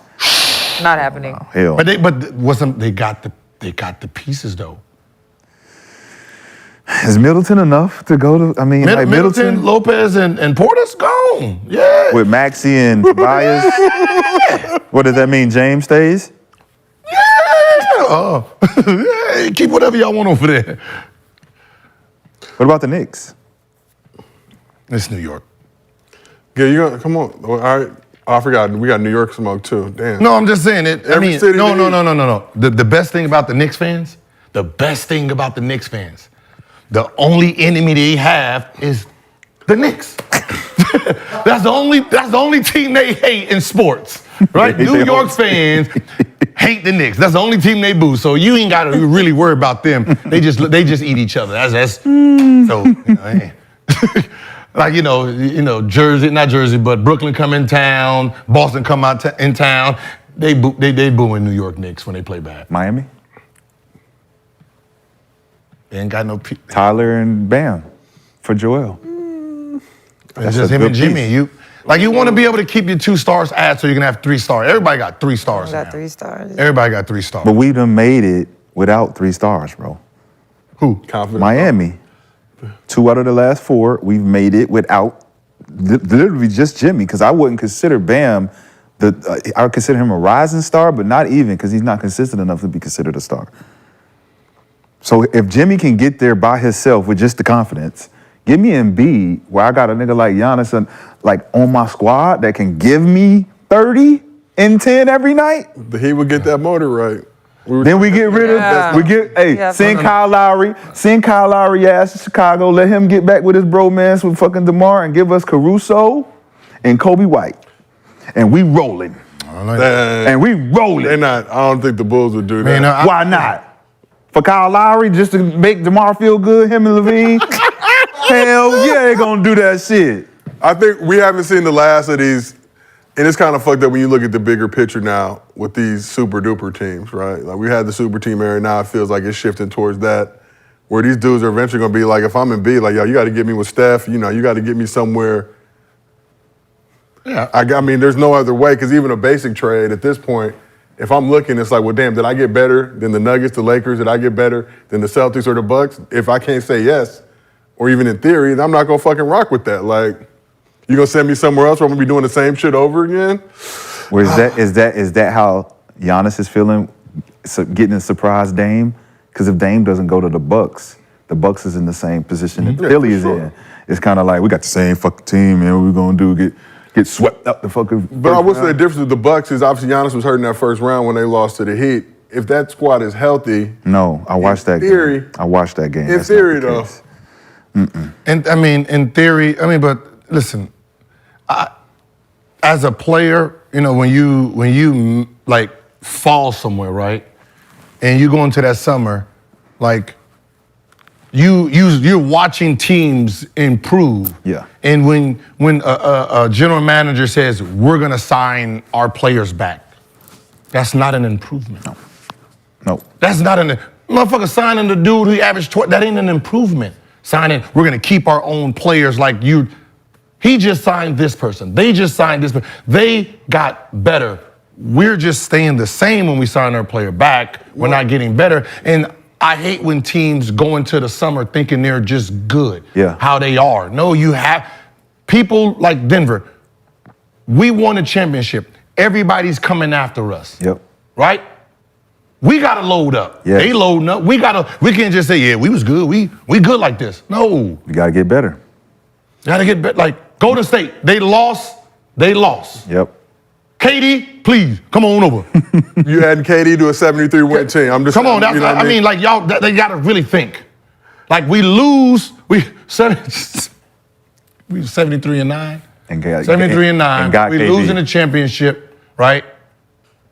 And then we go get the #1 score in the game. What did Cleveland do? They did Nothing. They did nothing. They did nothing. What, like, that's what I'm saying. What you think is gonna happen now? You were down 3-1 to the team Real shit. you were down 3-1 to this team. They just got this man. And you did nothing. And you did nothing? Nah, but that's what I'm saying. You can't go off the hype, but it's not about winning for the most part. Unless you're in that situation. Like, there's 30 teams, only 5 actually want to win a championship. So, there's 25 fan bases out there. Look, your team ain't trying to win. There's only 5 trying to win a championship. You got 10 trying to make the playoffs. Like, that's their thing. We need to make the playoffs this year. The other ones, their market is so good, they don't really give a fuck about what you're talking about. Because the fans are going to come anyway. And that's just the reality of sports. To see the other teams. Like those 5 teams. like football, Dallas. You really think the owner really care like that? Does not. It's For what? America's team. Every Right, for year, what? they're going to be delusional and get boom, boom, boom, 2-3 years. I'll just sign one big name. Yeah. Yeah, we got him. We about to go to the chip. They lose for the next 4 years, right? Sign somebody. Like, they're not trying to win no They'll championships, make the most man. money, which is so insane. Yeah. Them tickets are sold, man. It's a business out here. So just going to hit Harden real quick, then we're going to move on to a team that I feel like did get better by re-signing their players, but we'll talk about them in a second. Given James Harden's track record in recent years, forcing his way out multiple teams, do you feel like the NBA is over Harden's antics, or will he get away with this again? NBA? I'm just saying the league, the teams in the league. The owners in the league? Now, if I'm the Sixers trying to trade Harden and I'm another, I'm not going to give you top dollar for Harden. Like, No one's going to give you top dollar for a guy who wants to leave anyway, right? If that guy wants to leave, I don't need to give you top dollar for it, right? That's not how. Like, if you want to get rid of your Maybach, right? You're like, I don't want this shit no more. Cool. Well, I got 50 grand on it, right? I'm not, whatever value you have on them is not the value I'm going to pay because I know you don't want it anymore. Right. Right? So, like when dude tried to sell his PS5 and they offered him $20. like, you want to get rid of him. Right, you don't want it. Right, if I called you and say, hey, man, we want James Harden bad, what you want? Yeah, now you get like, oh, yeah. Give me 7 draft picks, give me this person. That's how that sounds. But the fact that he don't want to be there, you don't want him there, you got to take what you can get. So is at this point, James is he asking to go to a specific team? He's asked to go to the Clippers? He said he wanted to go mess with the reports, or he wants to go to the Clippers. Clippers, in theory, have the pieces to get it done. But again, like we said, if I'm the Clippers and I know he wants to dip, he's out next year anyway. It's the last year of his option. So my question is, all right, he's in Houston and he asks out, right? Mm-hmm. But they trade him to Brooklyn. He didn't want to go to Brooklyn. I thought he did. I don't think he did. I think that they traded him there, and then once he got there, he wanted to go to Philly. And then that's when he went to Philly. Now he's in Philly. He been there. Now he don't want to be there no more. For me, it's like KG and was saying about you only get a certain amount of wiggles, right? So it's like he's out of his wiggle. So now wherever you go now, they're not going to tolerate the fact that you could be there for a year and then want to ass out again. Like, why are we giving you this kind of leeway when you're not producing championships? If you producing championships, hey man, what you want? Where you want to go? Because we know you're going to get there and you're going to win. Mm-hmm. If you're not getting there, you're not even getting us to the finals. No. What are you asking for? As a player, like, I'm petty, right? You tell me you want to be traded to a team, I'm not trading you there. Facts. Right? That's just how that works. You're gonna pay my ass. Like, why am I? Like, you've why been am I gonna reward you for that behavior? Right. It doesn't make. They're like working backwards, in my opinion. Like, they're both throwing shots at each other. Everyone's looking at them like, what is going on here? Is James the problem? Because if he is, we don't want him. Mm-hmm. Is Philly the problem? We're not. Nobody wants to go there. So it's like I think they're both shooting themselves in the foot as far as moving forward, and it's not really making sense. I would have straight said, I want to go to the Lakers. Trade me to the Lakers. Knowing that, you want to go to the Lakers? I'm going to send your ass to the Clippers. That's what I'm saying. With that, you Like got reverse to psychology. But let's be real. Let's be real. I'm going to take you to the place that's like, you want to go to the Lakers, you want to be a star? I'm going to take you to the sister team. That's where you want to go, though. Let's be real, though. In your prime, before you got hurt and you started the partying, right? Did you have players on your team that partied that were factor players that were like out in the clubs and doing all this shit when you needed them in the games? Mm-hmm. There was a couple or one or two? The one I'm talking about, like Twan, Larry. We know the core. No. Karan. Twan rarely. Karan not so much. Like our party one was Andre Bloch. We kind of needed him. But you wasn't dependent on him. Deshaun Stevenson. Deshaun. Yeah, Deshaun. Probably one. Deshaun was our So you look at that and you say, all right, if in that particular core prime of yours, James Harden was one of the guys that could potentially come to your team, and you knew he was known for not being focused on the game, would it be something that you welcomed in? Do you think that you can be able to kind of harness that energy and be like, yo, we gonna let him do him as long as he come in and do what we need him to do? Or are you expecting him to come in and adopt what the core guys are doing, which are, man, we focus on trying to win this shit, my nigga. We ain't partying, we ain't doing this, we on this. What you on? It's the you have to let them be them because that's what makes them great. So, it's that old saying, if you're going to hoop with the owls at night, you better be able to soar with the eagles in the morning, right? So you can party all night how you want to do, but make sure when game time starts, you've prepared, right? And that was, with Deshaun, right? We don't question what Deshaun was doing. We know when the game started, he was locked in. Right. So we didn't have to question, Deshaun, what he's going to do. We know when the game started, he was locked in. So same thing, you have to be able to put an environment, like you have to create an environment first for people to come. Absolutely. Right? So, if I'm James, like, listen, you're going to go here, cool. Like as a coach too, you have to really understand like your players to make sure the schedule of how y'all wake up and go to sleep and all that makes sense for them. Like, so if you're practicing at 10, 10, 11:30, but you got partiers, right?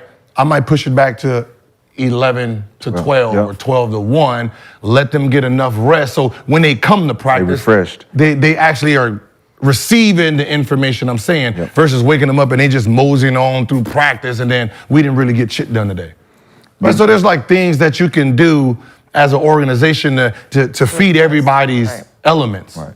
Did you guys deal with any of that? Like all the teams you played for in the WNBA, like was the partying ever an issue? Not really. With some players where you're like, Not yo, that I haven't. I mean, I did have one teammate who kind of struggled with that a little bit, but like Gil said, if you come ready for the game, I don't care what you do in your free time. Right. Like she was one of the best players on our team at the time, and I really enjoyed being out there with her because whatever she chose to do after game, after practice, that was her business. But she always came ready to go. Right. And at the end of the day, that's what it's about. But I mean, we don't have the luxury of like adjusting our practice times all the time because we don't have our own facilities. So, I mean, if we were to ever run into a problem like that, it would probably be an issue. Yeah. But most of the outings and stuff happen like on the road since we don't leave same night of game. So like, we'll have like an off day or something because it's a travel day. Right. So it's a little bit easier for us to keep our shit together. Like think about like AI, right? Yep. AI partied. Like if you a teammate, right?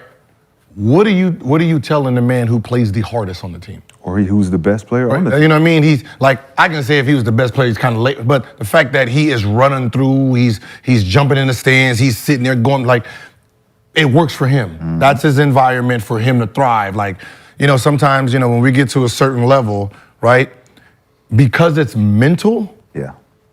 Whatever you're doing that has you mentally focused, you got to keep doing. There's dudes that they wore the same socks, right? Like I got to wear the same socks. Please don't touch this. Don't shake this hand. Like you'll have players.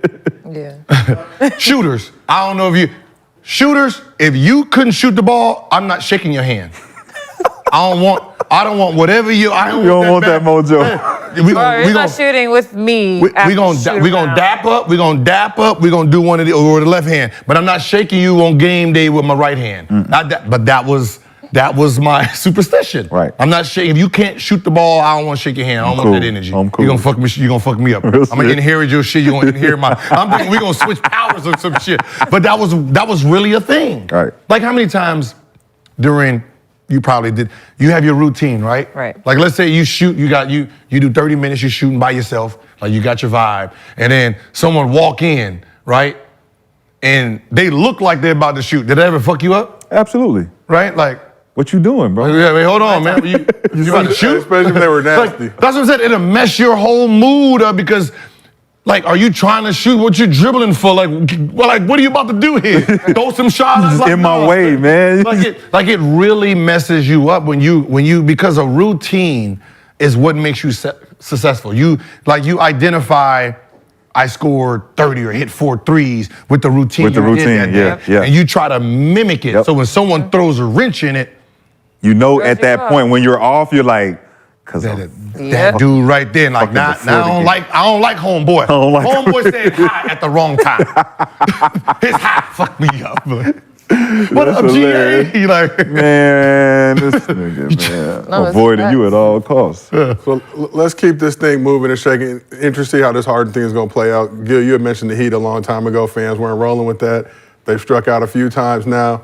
May just be thirsty enough. And if they could get him to buy into Heat culture, which I think is a humongous if, very unlikely, but anything could happen. no, but I mean, listen, I've seen Jesus walk on water. Anything could happen. like that's Kenyon said it. You have to be a certain type of person that wants to go to the Yeah, for sure. organization. Obviously, we see Jimmy, so you can.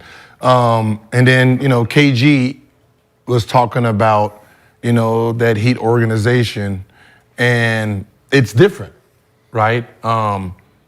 It's buying into being accountable. It's buying into being a professional. Right, so it's easier for you getting drafted, and you get drafted there because that's all you know. Yep. When you've been other places and you've won, right? Going there, it's like hell no. Culture shot. Right, you're not. What am I? I've been successful without this. Right, so you're not gonna have someone like the KDs and all that who's won championships that's gonna go to that environment, and you're gonna torture me. Because this is how you think winning is. Yep. Right? So it has to be someone who's hungry to be a star, or someone that's young enough to understand this is what I need to be successful. Yeah. For sure, to not know any better. But let's keep this thing moving. We talked about teams just re-signing players, but got to talk about these Los Angeles Lakers.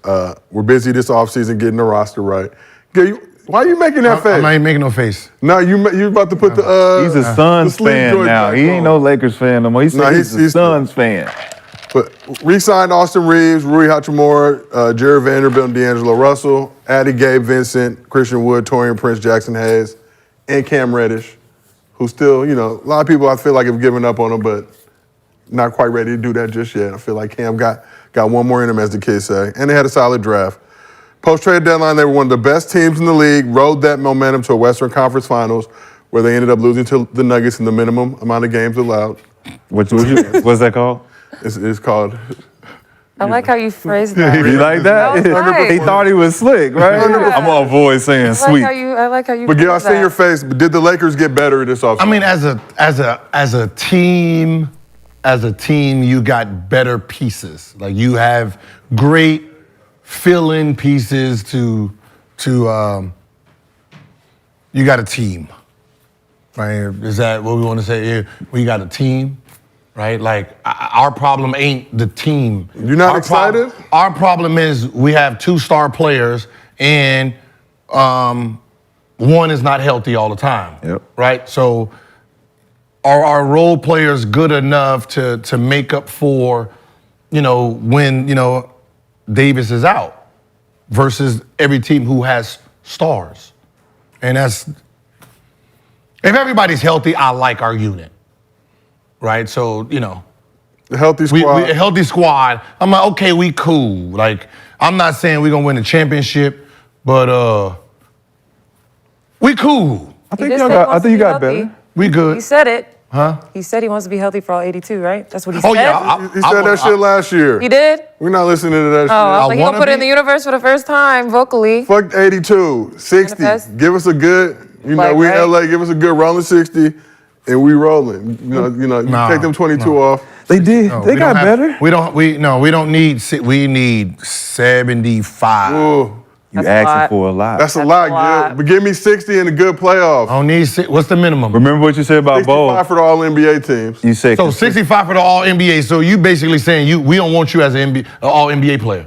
We do. We just don't care I about. want We don't 70. care about league minimums. it's like you said. If you've been taking this test and you've been getting F, when you take the test again, I'm expecting you to make a fucking F. You ain't never. How many times have you did 65? Yeah. How many seasons have you played 65 or more? So it's like, yo, what are we looking for AD? We can't try to predict that he gonna do it, and it's like, yo, he gonna give us what he been giving us. I would all them picks they did everything we did this summer. I would have used some of those trades for Dame. To get Dame in LA? They had the most pieces. Yeah, I don't know if some of those pieces could be moved though. You know, the NBA be on that bullshit. You got to wait till like December 15th or whatever it is. I would have missed them the Lakers, man. I think they got better. I think honestly, from the roster they had last year, they got a lot more dependable pieces, no. offensively and defensively. Yeah, we might not be eighth. We'll see where we last year. 7. Yeah, we might not be 7. We'll be like. But you got to figure it Four. after trade deadline. 5. After trade deadline, they were one of the best teams in the league with the roster that they actually now, more similar to what they actually have now coming into this. I mean, we do have Braun, so I mean, we do have like a little, like a point of 1.5. So, He ain't a full 2 anymore. You 1.5. But you got Lemon Daddy. we're gonna talk about it. But LeBron's dedicating this season to Bronny, who's cleared to return to play with USC, the other school in his town, after suffering a cardiac arrest back in July and undergoing surgery. Jesus. Bron was third-team All-NBA last year, year 20, janky foot, and the Nuggets prevented him and the Lakers from making it out of the West. But now we're talking about year 21, and Father Time is undefeated. So what are your expectations for LeBron entering year 21? Same shit we got last year. I ain't expecting nothing less. Right out, like, I'm sorry, you're not gonna go. You average 27.8. You ain't. We don't got the talent for you to go down to 20. Real shit. Right? 27.0, acceptable. I'm sorry. That's where I see the king. So you keeping his minutes the same too? Yep. Yeah. Year 21. So the new rule is he can't sit multiple sit both superstars. both superstars. So Look. if AD out, Damn. who is going to be considered the other star? Lemon Daddy! Lemon Daddy. Wait, Austin. Lemon- Rui. Oh, Austin. Austin Reaves is We're Lemon gonna, Daddy. we're gonna see how They these, put him in the big 3 picture, I'm not didn't listening. they? I'm not. No. It Which was is glorious. tough. I It was think glorious. that's so tough. He looked like he belonged. How old is Anthony Davis? 30. 30, I believe. I'm not, man. I got Braun. I see what Braun doing at 39. AD, I'm sorry, but you can't sit in no game. No. Yeah, AD turns 31 in March. Ain't no game you sitting. I'm sorry. I got a man who I wish I was LeBron right now. And I'll start saying, hey man, compare me to Michael Jordan right now, huh? When we was at the same age, was he putting up 2078? Nope. Nope. Nah, he was on the Wizards. He was on the Wizards. 20 He a was- game. he 20 was a on the game. Wizards. He was on the Wizards, but he wasn't doing what I'm doing right now. Jordan looked like he was old on the Wizards. I look like I'm still 21. All-time leading scorer. That'd be my drop the mic and then drop the mic so nobody can talk on and leave. You think their players are going to finesse this restriction or this resting thing? Look, it's the league, man. At the end of the day, they're gonna figure it out. I don't even think it's the players that's doing the rest, and I think it is The stuff. the staff, like Dion, right? When his player wanted to come back, right? Hunter. Yeah. And he said, nah, this is bigger than this game right here. You know what I mean? I think the staff is treating it more like an investment now than what they were doing before. Like, I personally, I don't like the concept of resting if you're healthy. Right. If you're hurt, don't rush these kids back. 100%. But if they're healthy to play, there's no rest days. What is that? What's the purpose of it? There's no purpose. Right? To keep you fresh, keep me fresh, then that's what I'm saying. I don't have to practice. That's time. I don't have to practice. Or like just don't play me the whole game. Whoa. Or like crazy minutes. Whoa, Don't play me crazy minutes. Y'all crazy talk. I'm just saying. Y'all crazy talk. If we're compensating for anything. Don't compensate on my stats. Oh, okay. I'm averaging 30. You ain't gonna play me 15 minutes. No, we're not talking about that, No, Lo. but what if it's the play? Like, I guess because that's my question. Like, we don't know who are they trying to punish, the staff or the players? Because obviously all the fans think the players wake up and they're like, I don't wanna feel play. like playing Yeah. today. But y'all know that that's not really the case, though, right? Dudes gonna be like, I'm good. No. No. Some will see a matchup that you know, they'll see a matchup. Hey. They'll see a matchup that they don't want to go against. I don't feel good today. I don't feel good today, man. I don't And feel everyone it. said, oh, he got the Kobe-itis. He got that itis. He got sleepy. Yes. That was that phrase when the player call in and my ankle hurt. Like, hey, he got the Kobe. He's scared of the itis. Hey, I coming to town. His ankle hurt now. No, but that's a real thing. That's a real thing. What people don't understand is this, because I've seen it with my eyes. We got the schedule. You know, the schedule comes out, and the coaching staff goes through the schedule. Yeah. Right? They look at their roster, right? And they do a pre-mock of what the season is supposed to look like. Right? So they'll sit there and say, all right, we got Denver first game, okay, that's an L.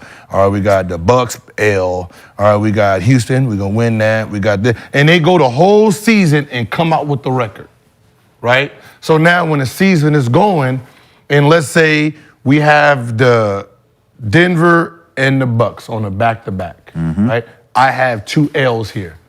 Pull one out. Hey, we're gonna rest you. No, they already scheduled it as a loss. So, hey, we're gonna take 2 days, get some rest, get fully healthy. Yeah. Or just take some rest, get your body right. Right? So they'll do that. We got a 4-game trip, right? They're gonna use those 2 games to rest this player to go for that win. Later.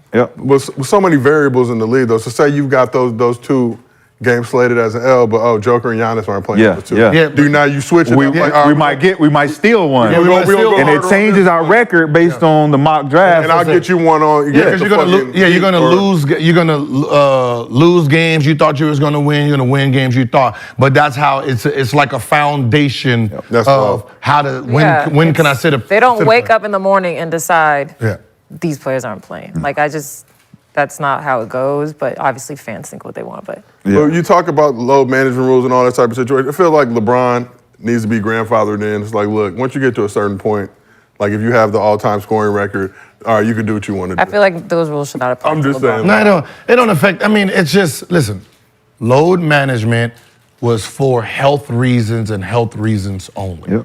Right? That's it. Right? Like, other than that, if you didn't hurt something, you ain't coming back from surgery, you know what I mean? Or something like that, like, there's no load management on you. I guess, how does the league, I mean, you think about football, Tom Brady was on the injury report every week with a shoulder, even when he was healthy. I mean, but it was like notorious. Isn't there ways to circumvent it? I can't just say, shit, my ankle's messed up. No, but what I'm saying, why? Why your ankle hurts? Because it's like cheating the game. Don't cheat like the my game. ankle hurt every. I agree. Don't cheat the You game. cheat yourself, like you cheat yourself. You cheat the game. Basketball guys will get you. They will get you. Cheat the game and cheat you. Ankle hurt, man. Put double tape that ankle. Go out there and play, man. Put on 2 socks. I got a bruised thigh. It's a bruise.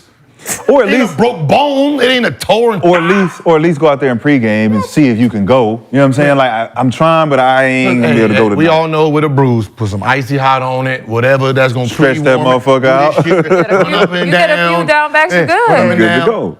Guard him for a moment. He gonna shake the shit out you. Gonna make you mad. You gonna forget about that thigh. Switch. You gonna forget about that thigh. Switch that shit, man.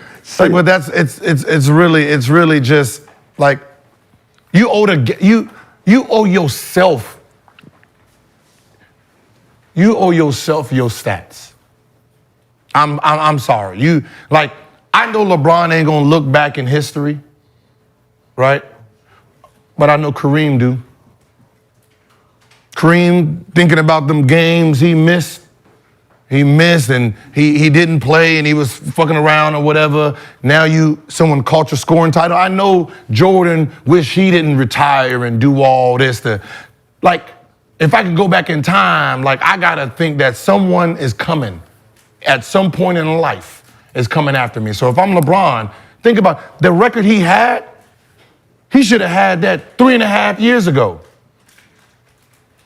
But he's, he was playing all the time with like 55, 50, 45, 40, 50, 55. Like, you think about them 200-something games, just 100 more. Just 100 more games, think about all the points you would have had. I respect that because that's a perspective of the individual side of how we actually view the game. But you also owe it to your fucking teammates. You owe it to the team to fucking play because we are out here to fucking win the game. We're not out here for nothing else but to win the game. And if you are an asset to our team to win and you are fucking deciding not to play because you don't want to play and we need you, you owe it to it. Like you said, don't cheat the game. The game will cheat you. Don't go out here thinking that you can make decisions based on knowing that you got the upper hand and you're the best player when we are the team that needs you to win games in order for you to get those stats. Right. You the star. In order for you to get them stats, we're gonna play for you. We're gonna set them screens for you to get them extra points, bro, because we trust you. You out here every day grinding with us to make sure, like the AI side. AI out there grinding and giving his heart out. They gonna set them fucking screens for them. They're gonna be the offense gonna be set for him. We trust him. So let's talk about AD a little bit. LeBron has stated previously that he's ready to pass the torch to AD and let the Lakers be his team. He doubled down on that at Lakers Media Day, telling ESPN's Dave McMenamin, he is the face of the franchise. You look at all these retired numbers that surround this facility, all the greats that have come here, and AD is one of them. So, question for all y'all, will AD ever be the face of the Lakers as long as LeBron is in purple and gold? No. Nothing he could do? Nope. Come out, kill this season, have an MVP level season. It's still not his thing. I'm just saying. LeBron James. I mean, you could be the best player on the team and still not be the face. Yeah, I was about to say that. Yeah. Or put up the best numbers because obviously LeBron is LeBron. He's like just polarizing in NBA. It's not gonna happen. Not gonna happen. But he can still strive to have an amazing season. And I mean, look, LeBron, I think he's have one more year after this season, barring whether or not he comes back. Do we ever? I mean, because you talk about LeBron, year 21, year 22. Like, at what point is it like, all right, dog, All right, wrap it up. Hey, listen, I'm in the league 21 years. Dog. Wrap it up, Ron. Damn. No. Never. I'm He's just like saying, forever. We looking at it. We looking at it wrong. He's gonna be done, and when he's done, ain't no coming back, right? That legacy is done. So I don't want to question how many years he got left. No. As long as, hey, if he wants to play 10 more years, we get to enjoy whatever he's gonna do for 10 more years. Because when it's gone, it's gone. Like when Jordan left and he left, it was over. But watching Jordan, you can see, all right, Wizards years. I don't. I'm just saying this is not going to last a long time. Listen, Jordan averaged 20. It was 20. If the next year 15, cool. You would have rolled 12, cool. But you would have. 4, cool. It's Jordan. What I'm saying, Jordan. When you know you would have seen that decline. Like, we still haven't really seen that. LeBron's been at 25, 27, 28. Seems like It fucking seems like most of my adult he's life. like setting it up so he can ride off into the sunset, which is what he deserves. Yes, I know. That's why I said I don't know how many more years he got. As a He fan, gonna stop when as he a feels fan, like it.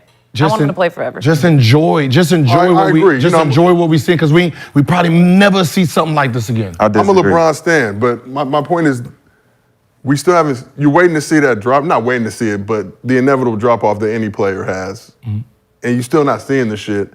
So in reality, he could go on 5 to 7 more years till he's in like the 15 range, playing power forward exclusively. Still That's putting like in work. 100% on him though. Like, does he want to It's all on retire like that, or I does think he it's want on to Bronny. retire? Bronny, let's go. That would be so The question fun. is, what's your motivation at this point? Right. You got this. Are you trying to obliterate the records? Yep. So that no one can So touch them? nobody can catch So if you. that is what we're doing, sit your ass down, my nigga. Like, nobody's gonna touch them records anyway. That's what Hakeem thought. Cause you are. I mean, Kareem. That's what Kareem thought. When Rich came on, he talked about the legacy, right, and how he's goated, right, and it had nothing to do with the stats. It had everything to do with the expectation that was set up for LeBron. He surpassed all of these things. It's a storybook, right? So it's like if you're gonna stay in the league for another 5 years just to obliterate records, it's like now we know what you're playing for. So if AD's expectation is to be the face, or someone's supposed to come in and take your place, it's not going to happen based on the fact that you just want to be here for the longevity of the points and the accolades. So it's like, if y'all not winning, it's like, LeBron, you coming back again? Yeah. But is LeBron making these comments his not so subtle way of telling AD, like, look, I done drove this car for long enough. Take the wheel, dog. Let me chill in this passenger seat. Put my seat back and listen to the having radio. LeBron as your passenger is like ideal. Is it? Because LeBron is going to be telling them, hey, man, turn right here, man. You going too fast. Hey, chill out. And This AD is gonna passenger be like, driver. okay. You better say okay. Take this You shortcut. better say okay. And then, look, LeBron at some point was like, get your ass out. Let me drive, man. Yeah, if you ain't Look, you driving too fucking slow, man. But what I'm saying, if Shit. you're not listening, because at the end of the day, like we was talking about earlier, LeBron is still information in real time, right? 39, he's been there. You are playing at this level at 39 years old. I'm 30. I want to be able to play at your same level 9 years from now. Right. So I need to really absorb all of this information as long as I'm with you, right? That is his value to AD right now. Right. Right? Like, he can say, AD take the wheel, but if AD ain't ready to drive, then that ain't a great leader. I'm giving the keys to someone who ain't ready to drive yet, right? And you can say you're ready to drive, but you're still drive. Yeah. Is that the problem then? What? He don't want the keys? But anybody want No. He said that he's not a good teacher if I'm trying to give him the keys and he can't still can't drive it. Is it that the teaching LeBron's trying to give him is not getting through to him and he still can't drive the ship? No, it ain't about because he's asking them, are you gonna take the motherfucking keys? Yo, hey man, drive, motherfucker. Some people just ain't capable. He didn't have to give the keys to Kyrie for Kyrie to be Kyrie in the last 5 minutes of the game. He's been driving that bitch since he was 13. Kyrie, Gotcha. Yeah. Dwayne Wade, Gotcha. Right, there was no, right? So you have to really say, I got this, dog. Right. Believe in me. You believe in me, let me go ahead and do my thing. So no matter how many times he's trying to pass the torch, if I'm sitting here like this and you playing like you can't see it, there's nothing you can do. Right? I mean, the only way you do it is like, I'm retired. Right. And then let you hold the torch, and then I come back in the middle of the season. You're forced to be number one. It's come on. I mean, did we see that with MJ and Scotty a little bit? Yeah, left to go play baseball. Scotty had to. Yeah, Scotty had to. But now it's like, okay, it's my third MVP vote, and this is my shit now. Like, we making deep playoff runs. Oh, here this nigga come back again. Sit your ass down, boy. Yeah, all right, here you go. But playing for, Here you go, but I bro. know, listen, when people say, playing for stats is wrong, then I will question, then why did Michael Jordan play after 92? After he won his first championship. Because for some reason, which is weird, after Michael Jordan won his first chip, by December of that second run, he was considered the greatest player to ever walk the planet with one championship. Right, could have stopped there. 91 versus the Lakers. Once he won that first championship, going into the second one around December, midway through, this is the greatest man to ever walk the planet with one chip. So what was the point of playing after that? Every championship after that was basically just a fuck you. Technically, No, in that because theory. he was actually, the reason why he was continuing because Magic and Bird had won multiples. Yeah, but they already said he's better than those 5 rings. Of course. To him, he needed to prove that I can go win multiple rings like they did because they already consider me the best. I'm already considered. It's just weird. Like, damn, like one ring and this is the best. It's weird because they don't use that ring shit. They didn't use the ring talk with MJ. No. That's anti-LeBron slang, No, I'm just saying, but I mean, it's like once he established he was the best player to ever play with one ring, everybody got 5. They're like, your 5 don't count. This is him. No, but right? So it's like, you know why, how can you ever beat that? But you know why, though? Because before he won a chip, they had never seen anything like him before. No, but that's what I'm saying. It's like, how do you beat that? They coined this man the best ever after one chip. Like, how do you beat it when they added FOMO? You saw 5 more chips to it. It's like, I can't beat this legacy, man. You saw it with Wilt. I'm just saying, you know. No, I'm talking about as far as how Bird compared Yeah, when no, he seen the I get it. 63 in the guard. He's like, this is like Jesus walked in in a black suit. Like, we ain't never seen nothing like this. But from a guard spot, I feel like when it's a big man, same thing with Kareem, why he never gets the love he deserves. You were supposed to do it. You just, you big, you tall. Yeah. Yeah, it's easier, you know what I mean? It's just. But like shit, I done tried to make a skyhook from 17 feet, and that shit is difficult. I don't give a fuck how tall you are. It's probably harder if your hands are bigger. I'm just being honest. But you go back and watch old Kareem and what he's able to do. That shit's like a layup for him. But that's neither here nor there. But we look at the Lakers. They defied the odds last season, reached the Western Conference Finals based on how they started. Nobody thought that that's where the season would end. And yes, we'll say the word, they got swept by Joker and them.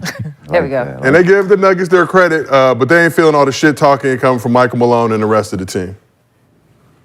It was just a lot of like the talking and all the Lakers. It was just so much of that going on. Like, all right, we get it, y'all won, but you know, I think me and Bron had some conversations like we can't wait. So we talked about the Nuggets. They didn't necessarily get better, but they do have arguably the best player in the league in Joker. Do the Lakers want smoke with the Nuggets this season? I think so. I mean, obviously. They packed them up quick. Like, you gotta But some energy for is them. this roster enough to be like, all right, we can get with the Nuggets? Can I go first? Yeah. I think the Lakers caught the tail end. This is what me and him was talking about early on. He wanted to go through the play-in to make it, because it was an easier route. And I was saying, don't do the play-in because you're going to tire out by the time you get there. And You wanted to see the Nuggets earlier. We wanted to get past the teams we knew we can get past without going through the play-in, because we're playing more games and the risk of injury was going to be higher for AD, right?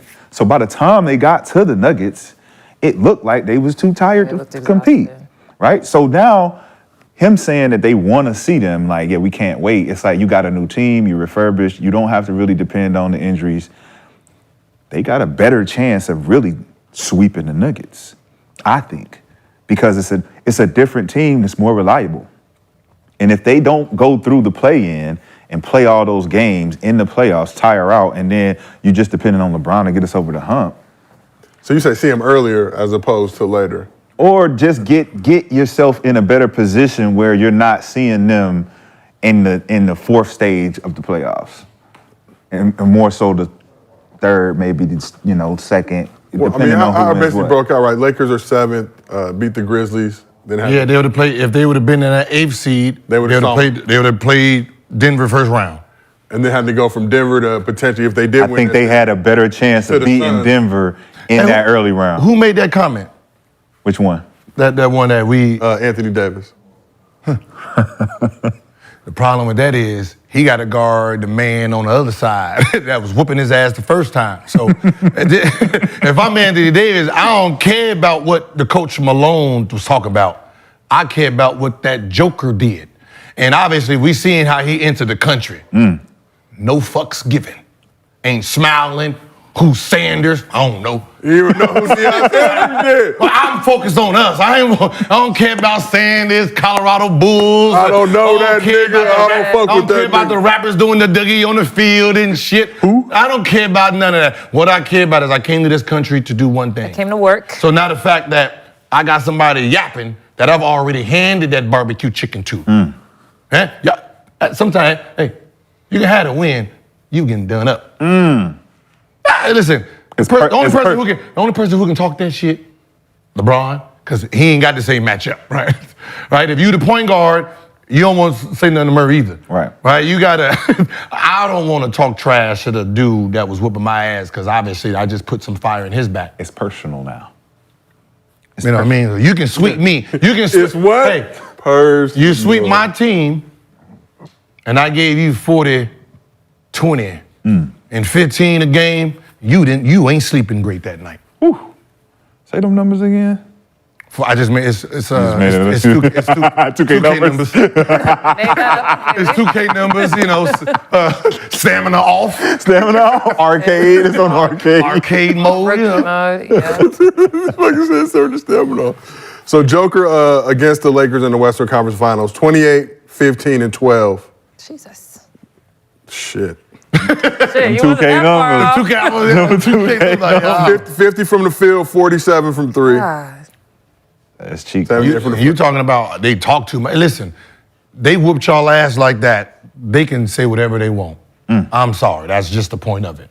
Right? You get smacked up like that. If you really had a problem, should have won the game. Shit, should have won the series. But don't get mad that we smacked y'all and, you know, end up winning the champ. We should be able to talk all we want. And you a defensive player? First team? I showed you your defense. Wow. It was butter. Wow. With the behind the hair. Yeah. And he hit that shit in the third quarter. That was nasty. With the fadeaway, with the falling back on I one got a leg. question. Asia Wilson. Her shot Did is she like- get robbed Robbed?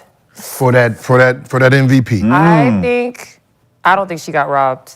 I think Alyssa Thomas got robbed. But the good thing about this MVP race is that there were 3 players that were playing at a super high level. It wasn't like a runaway race, which I loved. But the season that Alyssa Thomas put together this year was very much deserving of an MVP. So I think she was the one who got robbed. So she's the one who got robbed. But Yeah. so, Asia had a great case for MVP also. Like, obviously she is like, the most dominant. But Alyssa, not saying that she doesn't have, like, they had great pieces in Connecticut. New York had 3 players with MVP votes. Vegas had 3 players with MVP votes. And Connecticut just had Alyssa. Like, they're not a number 3 seed without her. They might not even make the playoffs without her. Maybe because they have DeWanna, DB, and she was playing out of her mind. But even Alyssa made DB better this year. Yep. She just elevates that team, and I think that's what an MVP does. And I don't think, unless she said it herself, unless I do this again, y'all are not seeing a season like the one I had. Right. it was I didn't see like why Stewie was over Asia. So Stewie is basically third, and there was nothing she did that was actually better. Exactly. She was consistent though.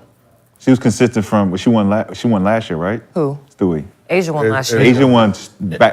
It should have been back to back. It should have been back. What was the year before that was Stewie, right? It should have been back to back if they have Stewie winning it. If Asia Right. won this year, she would have been back-to-back MVP and back-to-back Defensive Player of the Year. She's on that Giannis. And my thing is, this is an Asia Wilson household where I'm from. If you're the defensive player, it means you're the best defender in the league and what she does on offense. How does that not? If this is a league, you know, we talk defense wins championship. The way the voting shook out was very interesting. Asia got all of the second place votes. AT won the first place votes, and then she got like no second place votes. And then she got a bunch of third place votes. See, so it'd have been. And then someone gave, like the random people that they voted for. Like, well, you're wasting, like, why are you, You're wasting votes. what is he Yeah, doing? what are you wasting votes? Someone Like- gave Asia a fourth place vote. Yeah. And you Like- said Vandersloot. Did we find out who that got was one? yet? We don't know who any of the voters are, and we've been demanding I'ma find for out. that list to be released I'ma hit because up, yeah. I'm very, very curious to know. I know some of the voters, and I feel like even some of the ones that I know probably shouldn't be voting. But there were a lot of voters I respect who were like, this is Absolutely. how I voted. And that's what you got to stand on this shit. Yeah. So it's like they seem like they just didn't want to give it to Asia, so it was like the only person who's close enough is Stewie. But when you look at the numbers, Stewie didn't beat her in anything besides assists. But when you look down the list, like she averaged 0.2 more points, but played 4 more minutes a game, which is 136. Even Becky said it. She said, I probably, if I played Asia, No. more. So Asia is 7. So Stewie had 919 points. Asia had 912 with 136 less minutes for the season. That's a lot. 136 less minutes, right? But there's only 7 points off. So that the scoring is there. Asia shooting 55% versus Stewie's 46. And that's depending on how many games Asia Blocked. missed. No, they both played 40 games. Oh shit! So Doesn't that's just they both minutes. play That's- 40 All games? It was three, all just all minutes. three Yes. of them play But all one the was games, one all the was minutes. 136 Crazy. less minutes, but only 7 points behind of the stat that she has over Asia. So she has the points over Asia, 23. Asia has 22.8, but you have 136 more minutes than me. That's like what, 4 games almost? Yeah. Yeah. Just score 7 more points. No, just add the points per game for 4 more games. Yes.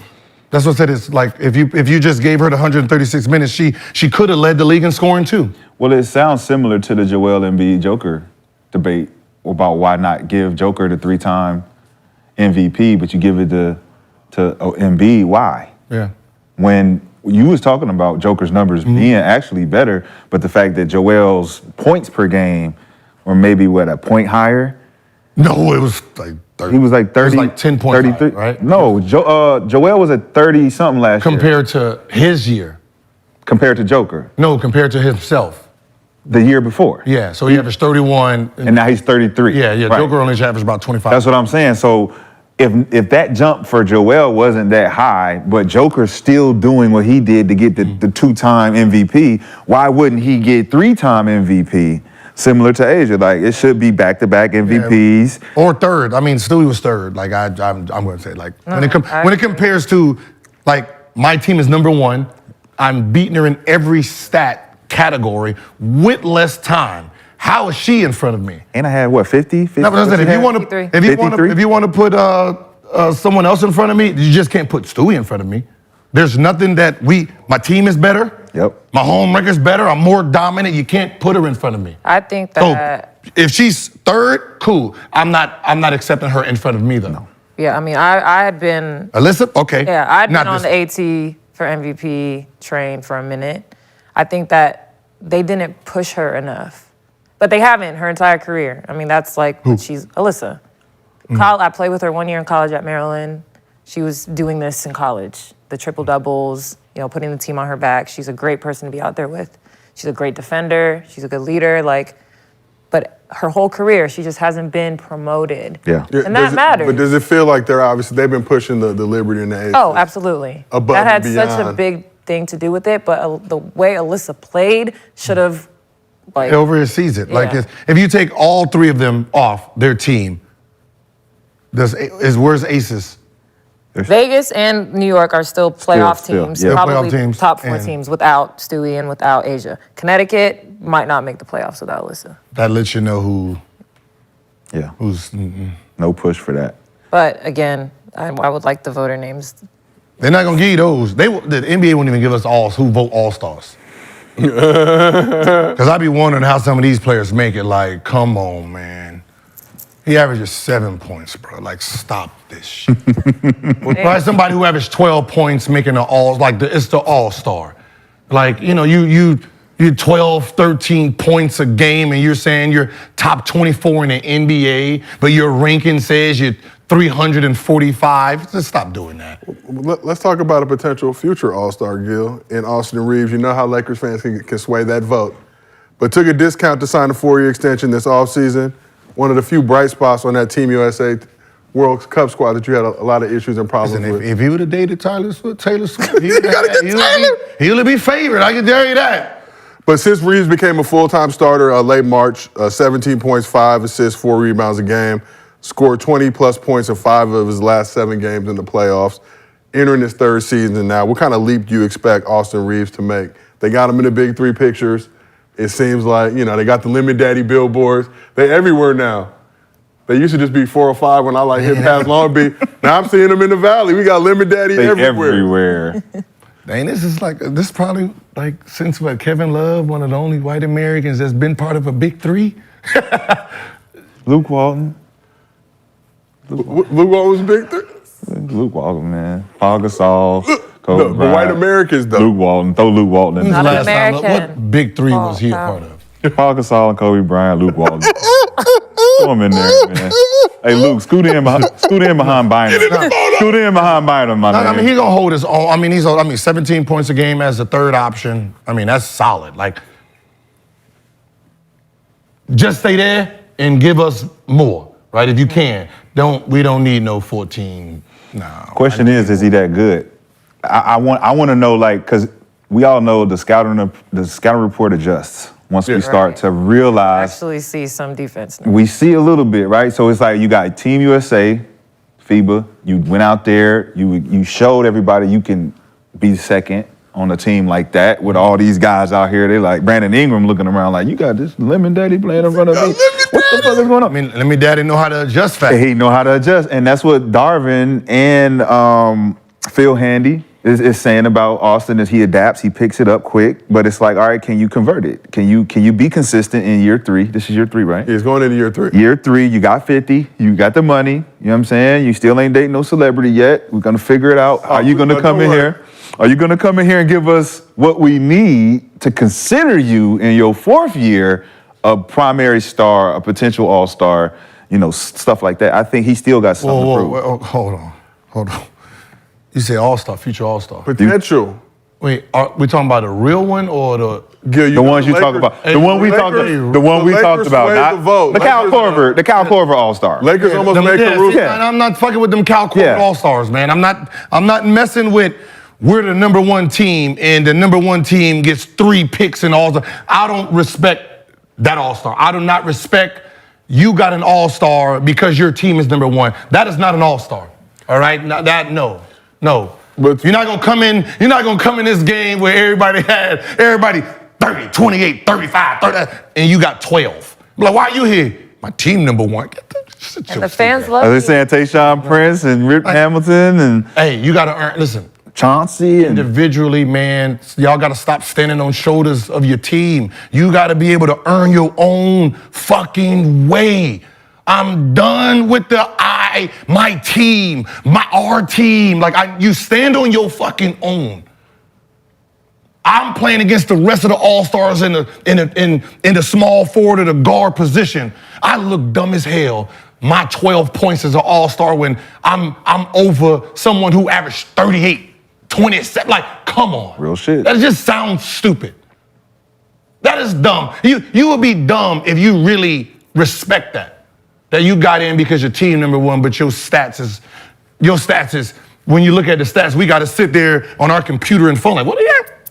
So you want guys to be like, no thanks. No, don't. I don't. Listen, if I average 12, you made me an all-star. Oh, trust me, But I'm is all-star. But is right? that? But is that? But in reality, deep down, You gotta inside, keep it in perspective. Deep down inside, You don't believe it? But the question is it an all-star caliber season? Is he having a all-star type of season compared to just the numbers? Like, if he does get over somebody's averaging 30, usually an all-star. But this guy potentially is on a team that's winning, and he's playing at an all-star rate. 17 points ain't an all-star rate. On a winning team? No. Where everybody's balanced? No, because there's winners, there's players on winning teams that's averaging 20 But they're all-stars. Nah, let's just Devin Booker didn't get voted last year. Facts. Really? Nope. Wow. Nope. But let's just the jump from 2nd to 3rd season. But I think he can be he's going to be a great asset to us. He might average 20 this year. And if he averages 20, Hell no. you don't know. 20 and 5, No. 25 and 5. Not an You're not all-star, rolling. man. You're No. not 25 and 5. Are you saying not an all-star because he doesn't have the 25 ability? and 5 on that You don't team, think not he's an very all-star impressed. ability type player? That is not all-stars, man. No, I'm asking, if he get 25, No, that's not all-star- 25. 25 a game? 25 a game? No, 20. 23. Let's just say 20. Let's just be realistic. No, we can say 25. Fuck Is it. he- Let's piss some people off. All No, just kidding. I'm saying is this. When you're talking about the top 24, that's what it is. The top 24, 12 and 12, right? Am I the top 12 player in the West? Am I top 12, right? When they say, okay, I'm a guard, am I the top 5, 6 guards to make that roster, right? So when you take names off of it, take the records off of it, and my stats got to stand on my stats. Will people look at my stats and say, hey, he deserves it? Or will you not even pay attention to my stats? That's the question, Gil, because this is what I'm saying. A lot of people skew that knowing that the talent behind those players in that top 12 may not have the numbers, but it's like the names that you would say in the USA versus the world. You're going to give me names that are talented players that we know, like, yo, of course we're gonna use him, we're gonna take him. But if he ain't producing the numbers or he hurt, it's like we can't consider that number. This nigga Austin Reaves fits right in here because we're not talking talent, we're talking numbers and what kind of season you have. You season, that's what I'm saying. So players that's sitting there like the Devin Bookers who average 28 but ain't making all-star. You're talking about when Beal got snubbed, like 28. When you look at the roster of the players who made it, you're like, what? Yeah. You know, Trae Young, right? 28 and second in assists. He don't make the all-star. Like, what are y'all doing? Man. Like, what are y'all doing? Like, stop with the team success on some of this stuff. Yeah. Because the team success, like, this is the top 24, 12 and 12. Like, you have to be able to think. I think that should be one of the lowest things you consider. That should be the last. You should still consider it. Like, your team is last, okay. But if your team is like middle, and you average 35, okay. I mean, come team, on. Whatever. Right. You like in the middle of the pack, like that. Your team's success should have very little to do with it. Should be like if you average 22.5, right? Average 23. Your team is number 1. Or if I average 24, 25, you 23.5, I'm 25. And your team is number 1, and I'm sitting at a 7 seed. Nah, for sure.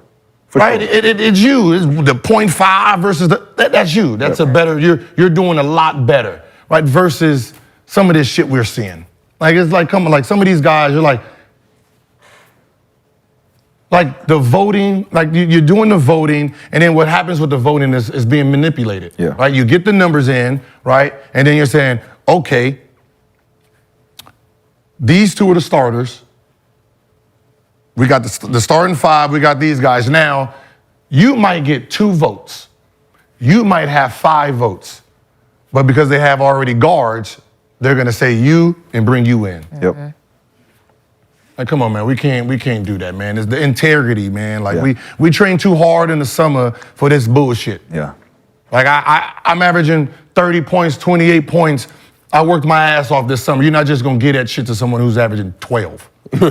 Oh, man, that's a great point, man. That's what I'm saying. That's the disrespect. That's where players start losing themselves. Like, you start becoming like, come on, man. Like, you know what I mean? Like, come on, man. Like, you got to put some respect and integrity in this shit, especially since we out here. Like, I seen Steph, where was he? Mojave Desert, he was somewhere in Saudi Arabia, one of them stands, you know what I mean, running the sand dunes, we see it. There shouldn't be no sub, like he averaged 28, but his team last. I don't want to hear, I don't want to see nobody, whoever is in front of him better average about 27.5. Yeah. It ain't gonna be those 17 and 5, team number 1. I'm boycotting. No, I get it. I agree. They don't give us credentials no way, so. And it's in Indianapolis. I know why. I ain't playing that bullshit. I ain't boycotting. I would have been there, whoever voted that one, Asia 4th place. Hey, hold on before we leave, like jury duty. Hold on. Who did this? Exactly. Who did this? Put your hand up. Who did it? You? Say what you said. Why would you do that? Yeah, you are kicked out of this community because obviously you on drugs. You on drugs. What you doing? There ain't no damn way. Go pee in this cup. Hey, come on. Go pee in this cup. Like, there's something mentally wrong with you for you to, like, whoever it is, if y'all ever find out, they just found Tupac's murderer, if you ever find out whoever voted for that, they should not be able to vote no more. Ever. Because obviously they are so hateful and jaded and they're not looking at things right that they need.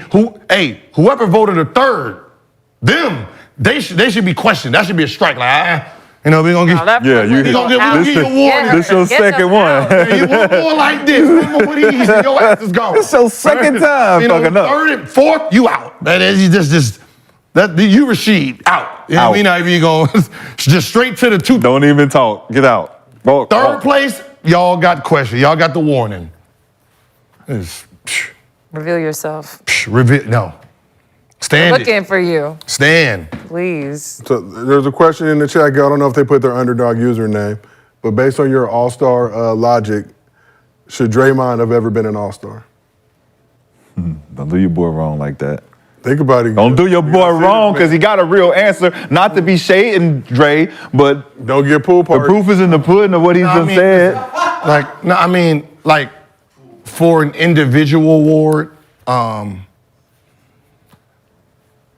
like, what is the All-Star, man? What is it? What is it? What is an All-Star? Is it just offense, though? No, what is an All-Star? What are we considering an All-Star player, right? I know, like the best him, player on their I know, team. like him, the best and- player on the team. I know, I'm saying, I know, like him, Dennis Rodman. It's that defensive. It is calculated different. Ben Wallace. Yeah, but it's a different calculation when it's their skill is defense, right? Rudy Gobert. Dwight Howard. Yeah, but I feel like 2016, 2017. What do you have?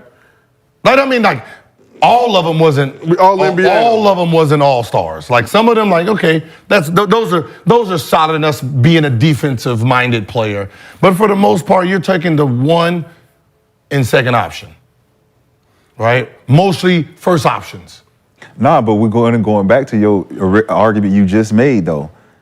So if Dennis Rodman is considered an all-star, he not averaging 25 and 3, 25 and 5. He ain't even averaging over 10 points. He's 6 and 15 rebounds. Yeah, but that's his points, right? You know. But it's still at 15. It ain't 20. But Nah. But if you was counting by 2, that's 30. You're right. Draymond, 2016, I think first All-Star, he averaged 14, 10, and 7. That's all-star. Yeah. Those are good numbers. Those are good numbers for a guy. On a team like that. That's winning. For a guy who's a defensive player, Yeah. that's. I think second team All-NBA. I think those are his best numbers to be considered an all-star type player. Those are incredible numbers for a power forward. Next season it was 10, 8, and 7. Man, see, that's not. You That's can't be, solid. No. But it ain't, like you said. No, it because ain't- you just showed me here.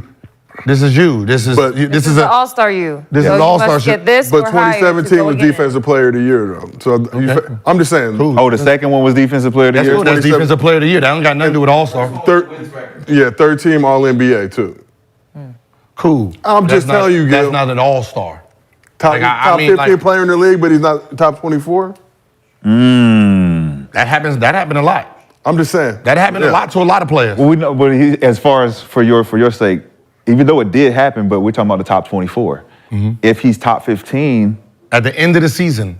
That's why I hate the Yeah, All-Star anyway, it's because only it's like, halfway. who had the best half season? Like, what Also, the fuck you does don't that get, mean? but fans have nothing to do with the All-NBA voting either. Yeah. You know what? Factor in the fan stuff with All-Star, that has kind of ruined. See, everything is ruined. Like Very even true. back in back history, right? That when we question why are reporters, voting MVP? Because when the players is doing it, they was fucking it up. Players and haters. You know what I mean? There's no real solution. We talked about they that. so Players mad. Oh, yeah, they talked about that with us too. They're like, the players voting is not the answer either. Yeah, you're so mad. You're so mad at the player that's, Cooking balling. everybody. You like They need a panel, though. Players, media, casual fans. Everybody just got to sit and really talk and hopefully come to a consensus, like a jury. it should jury no, duty. It should be it shouldn't be like this. And then everybody put it in the hat. We did nah. No, nothing like a dunk contest. No, judges? it should be just like a dunk contest, right? Everybody say they vote in front of so we can everybody. sit there and be like, You a hater. "Hey man, what the fuck is that, man?" But the criteria of the judges should be what, like the Hall of Fame players or what? Like how I we don't care who we it is. put. We should be able to see your vote while we're in this meeting voting. And we shouldn't be at home sending our votes in. Because when we're talking about MVP votes, right, and I'm pretty sure last year there was 3 players that was running this race, right? The next close, there are 3 heads. The next closest was probably Jason Tatum, right? So you think at like a certain point of the season, they should like cut the list down, Ooh. then have them vote? Because Alyssa, Asia, and Stewie, that was it. That's it. Nobody else should have gotten That's an all MVP. should get Not a voted on. vote. There shouldn't be another vote. Not a There's- single player should have gotten an MVP vote other than those 3. Like once you get past a certain, when the final votes happen, it should be 3 names or 4 names on that. right. And that's what you vote on. We're not gonna. That's what I'm saying. We're not gonna do this. You just go in the list and you like, who my favorite player? So And he's available. You can pick him. Well, they have like what the First the vote leader, finalist the to get the ladder. finalist, and then the second vote. Here's the finalist. You can't fuck around and put that bullshit vote for somebody down that you know ain't gonna win. Yeah, that's Like what I'm saying. You're one, wasting two, the three. vote. 1, 2, 3. Yeah. That's what I said. Like you should be questioned on your vote. Like when you start looking at, this person got 12 first place votes. Like what 12 of y'all did this? Right. Like, You're messing up the y'all voting. not taking Why are you this shit- voting for this that's what I'm saying. player? Y'all not taking this shit serious because your this is your favorite player. your team ain't in it, so you gonna botch it You up. don't want to give Yeah. the votes Mess to it up. one of them, so you're just giving it to someone else. Like you got to stop that shit. So it should be like the election MVP votes then. The number of names that were on the MVP list that received votes was ridiculous. It was way too many players. That's what it is. That's where it said it becomes. It was just way too many players. these Got three. multiple boom. votes. Joker, Embiid, Giannis. them three vote. That's it. When the vote, this is the vote. So you're saying before that there was a preliminary Preliminary because you got Luka, Tate, certain other motherfuckers was like we cut through all the bullshit. Here's the top 3 or top 4. You got to have a certain criteria to get into that top 3 to 4. Yeah. Now you can only vote on these 4 players. Yeah. You're not doing this bullshit where you giving fucking whoever random Walker motherfucker. Kessler a vote. Yeah. Your son's favorite player. You want me to tell you how stupid some of them are? Put Michael Jordan on there. Put Kobe Bryant on. They gonna vote and him. I guarantee you they can vote. 100%. That's how stupid are they? Yeah, so on some haters. That's what I'm saying. On some hater shit. If you want to see how dumb, like, how sometimes Like, the fans Kobe? Yes. put them names on there and watch them vote it. Kobe. Just sitting there just wasting. When they used to do the fucking- write-ins, Oh God, Right. that's funny. Because I know I wrote my name in. I'm in there. Say All-Star Weekend getting ready to go on. I'm on a bench and I'm like, who you vote, Gilbert? But I got Gilbert, one vote. yeah, I come got on, one man. vote, man. I should have been drug tested right after that. Speaking of drug test, Gil, we are going to move on to MostlyFans. We got the animation. that was a horrible. No, you'll see. I'm about to bring it back. Don't worry. Yeah. Oh yeah. Remix. Oh, yeah. Remix. Guys Set it up. Okay, let me. Guys playing. Okay. Guys playing. Let him work. Let him cook. Let him cook. First question comes from the Ultimate Rage. That's his username, Underdog Fan. He said, Gil, how was it getting high for your first time live on Gil's That's a Arena? good fucking question, Ultimate Rage. Not gonna lie, I after the show, speak people out there, like don't smoke and drink at the same time. That's horrible. Crossfading, I don't Gil. know what I was thinking. That was just a horrible first time. You was trying to combat it. You was trying to get rid of the high with the drunk. Yeah, I thought it like a Red Bull, it can knock it off. No, that's not how it works. Like I don't know what I was thinking, and y'all didn't stop. No, we didn't. No, we didn't. You need to experience it for yourself, Gil. I slept the whole, so I was done for the 2 days. Remember I hit y'all like, yeah. What's that, y'all? Just waking back up. That was Saturday morning. Like, yeah. I don't know what happened to Friday. But yeah, I'm alive. Thanks for checking in on me. Yeah, but it was different. I don't like that. No, stick to one. You didn't like it because you mixed. You didn't I don't just like it chill. 'cause You didn't just chill. Like it don't work for me. Like I gotta be in control of my mental. And thoughts and shit. I can't Great be in self-awareness, Gil. yeah, looking at birds Great and shit. self-awareness. You- Motherfuckers the birds is talking to Man, you. motherfucker sitting there just. Over talking. What you say, nigga? I'm over here playing defense and shit. Come on, y'all. Y'all got to do better, fans. All right, Y'all did exactly what we needed y'all to do. Tune the fuck in. second Let's question. make another bet, goddamn. Yeah, we get over 20. Yeah, oh, nah. I No, don't even want to say. Mushroom. no. Oh, Lord. You see this motherfucker in a pigeon coop for real. Back. It's been a while. All right, so this is from Underdog Fantasy, username BP223. Said, who has the best duo? Kyrie and Luka, Damian Giannis, PG and Kawhi, Bron and AD, etc. What? The best, duo in the league right now. And they gave some examples: Kyrie and Luka, Damian Giannis, PG and Kawhi, Bron and AD, Wait, what? etc. So The third name, what was that? what?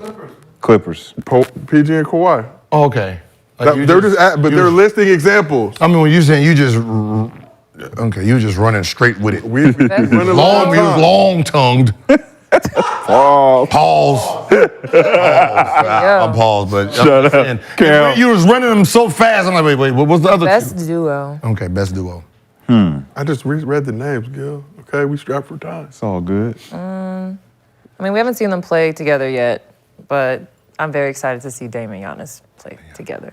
Yeah, I think everybody else has shown to not be as powerful because their duos didn't really take it to the limit to me.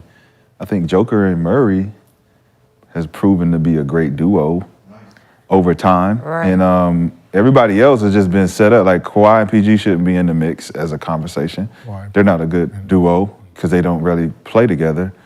Luka and Right. Kyrie, Considered they a haven't duo, yeah. they haven't been able to play together long term to be like they kill together. Yeah. I mean, LeBron and AD is a good one. They solid as fuck. I mean, we can't give it to Dame and Giannis because we haven't Haven't seen how played they. yet. I think we have to just because on paper. Yeah, But they- Of what we know it could look like. I mean, it's either at this point it's either three. It's either KD and Booker, Okay. Joker and Murray, That's what I was gonna say. LeBron and AD. LeBron and AD, and then the two Boston boys. I like that better than Booker and yeah. KD. Yeah. I like them better than because I feel like Booker KD still haven't had a chance Nah, to but gel as a duo. If you put them, you see them numbers they was doing. No, they did numbers, but it didn't feel like it fit. It didn't feel like Like, what considers a duo? Like, is it two players that win a lot, or is it two players that are able to be successful? Be successful We together. playing NBA jams. Let's NBA take this- jams. they complement each NBA, and when other. we do NBA Jam style, like if they had to match up with each other, who was actually, like if you had to match up the Boston boys with Against Booker them. Booker and them. Yeah, because KD Yeah, is a they cheat just- code on that side. But I still like them Boston boys because they got a lot of ability. And they're young. They're young. I mean, they're young. only like 25 and 26, so. I mean, but it's just them four, so I'm going to go with the Lakers. I got Bron. And last I question. got Bron. Last question from Bravo B. Are famous NBA trainers like Chris, was it Brickley? He said Brinkley? I think it's Brickley, right? Or am I Brinkley. tripping? Brickley. Yeah. Brickley. And Lethal Shooter, et cetera, worth the money they charge? One, I don't know the money they're charging. Two, I never been in a workout to really see what they're doing day to day. This is how I consider. Like, you have rebounders, right? Like some of these guys. Like, think about it. If I'm an NBA player and I'm coming to work I'm coming to your workout. For the most part, you're just a rebounder, right? You're just a rebounder. You're working me out. You're putting me through a workout. That's it. Right? That's it. Right? And you're using my name to charge the rest of America. Yep. That's how it Whatever goes. you want. Now, if we're talking about enhancement, if I come to you and say, I'm trying to get better, what you better do is pull out a computer, show me the synergy report. Yep. Like, you don't go left. This is what Break you should it go all left. the way You better down. break it all the way down, and then there better be a plan from day one to from 120, right? And we're going through a planned schedule. Like, I'm starting here. This is where I'm finishing. When you start doing that, that's when I say you are a trainer. Some of you guys are just rebounders, and you're just working guys out. I come to you and you give me your list of drills that you're gonna put me through. That has nothing to do with my fucking game. I wouldn't even put Lethal Shooter and Chris Brickley in the same. Yeah, and I'm not familiar Category. too much with Chris Brickley's Business that I don't- workouts. Yeah, I mean, I've never been in the gym with Chris Brickley. I know he's like He's the guy. the biggest ones. I mean, people really go to Lethal Shooter to get their shot right. And But I believe- he's but- proven to help. Played at Washington State, pro career. It's a guy. Yeah. DC guy. I think he's Like I proven played to with help KD. people with their shot. But that's what I But gotta- again, I think shooting as a shooter, And wedge jumper. So- repetition. But what I'm saying is, I need to see the rollout plan to understand it. There's levels to everything. So I can't, unless I'm inside or you give me some film on how he works people out, then I can give my answer. Because, there's enhancing. So let's say you're not very good at dribbling, right? And you're coming to me. And I got 4 other people in the workout. Your workout is for what you have to do. And what I'm telling you I need. Yeah, like, so it's one of those things where most of the drills that he's going through will be to enhance what he's came here for. I'm not gonna be sitting here putting him through a drill that Katie's going through this and this, because that's supposed to be for them. Right. Right, what are you working on this summer? Let's keep it real. These trainers are doing the same shit that the player development coaches and on the teams are doing. When you get put through a workout pregame, or you one of those players on the bench that's got to come in and get your work in, that work that's being done with that development coach is the same shit Chris Brinkley's doing. He's just getting paid in the offseason to do the shit that the player development coach is doing. All the stuff that the guys at the Cleveland Cavaliers, Rico Hines is the perfect example. He's a trainer that works with NBA teams that's gonna get you right based on what the NBA teams are looking for you to do. So these other trainers who don't have that type of information are just running you through stuff that you like, that other guys are gonna line up behind you and say, I wanna do that, I wanna do this, I wanna do that. And that's why everybody plays the same. Y'all all play the same because y'all training with the same motherfuckers who ain't never played. And then you think you're getting better, but it's not about you getting better more than you just getting repetition. You're getting repetition. You're creating a routine, paying somebody to rebound. You look at Rico, my teammate at UCLA. UCLA runs back in the day. Gil and I used to play up there. Shit was kind of raggedy. Magic was running it. No disrespect to Magic, but you played the 7. It wasn't really about skill development. Them guys were just trying to get a sweat, go up and down. Rico's added a lot more structure, organization, really helping guys improve, get better, getting whole squads that come in through there. So to see what he's been able to do just in a very short time and taking that run. And it's not to say Chris is not, it's not to say that they're not getting guys better. It's the understanding of what a guy like Rico has done for guys who has encountered him and their progression through those encounters. Tyrese Halliburton, you got DeMar, you got all of those guys who's come through and worked out with Rico, especially a guy like I seen him work out with Monte Ellis. I seen Monte Ellis's development through the years, right? And then he hung his hat on knowing how to get guys better based on what they needed. Not based on you just saying, I'm a rebound, you're gonna do this pick and roll, blah, blah, blah. It's like, yo, bro, what you good at? What you not good at? Let's get better at these things. So those are the conversations I like seeing and having compared to just clicks and likes and putting. Sometimes I even like to ask the trainer, what do you think of my game? Yes. You should ask And every sometimes trainer. they don't. They have no. They don't even watch your your shooter. Okay, obviously. You can look at my numbers and find that doesn't prove to me that you've watched any film.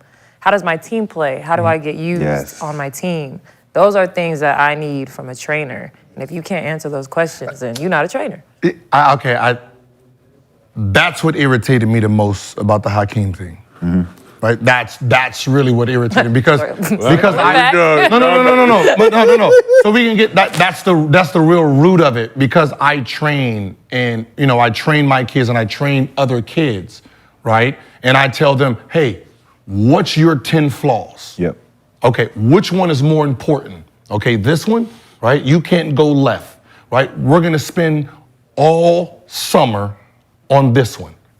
Next summer, that one. This summer, right? We're not just gonna work on trying to do it all because you're not gonna perfect one, right? So I dedicate and then I use every drill to this, right? For their enhancement, like throughout the day, like between 6 a.m. to 12 before lunchtime, you got to do 20 air out in and moves. You know how we do this. You got to really do that. This is what we're gonna do. You got to eat only with your left hand. You got to do this. You got to open a door. Be mindful of it. Make it a habit, right? So when we start training, it's a habit. So when I'm watching someone like JaVale, Gortat, right? It's like, one, you're a bench player, right? You're not gonna do. You're never gonna get the ball. You're never gonna get the ball in that position, right? Right? You're gonna be doing this, and someone's gonna dump it down to you. That's not gonna happen. You're gonna be more hanging around the rim. So let me, at the hash mark, you're gonna duck in, and when you duck in and catch it in the middle, this is the fake drop step spin. Right?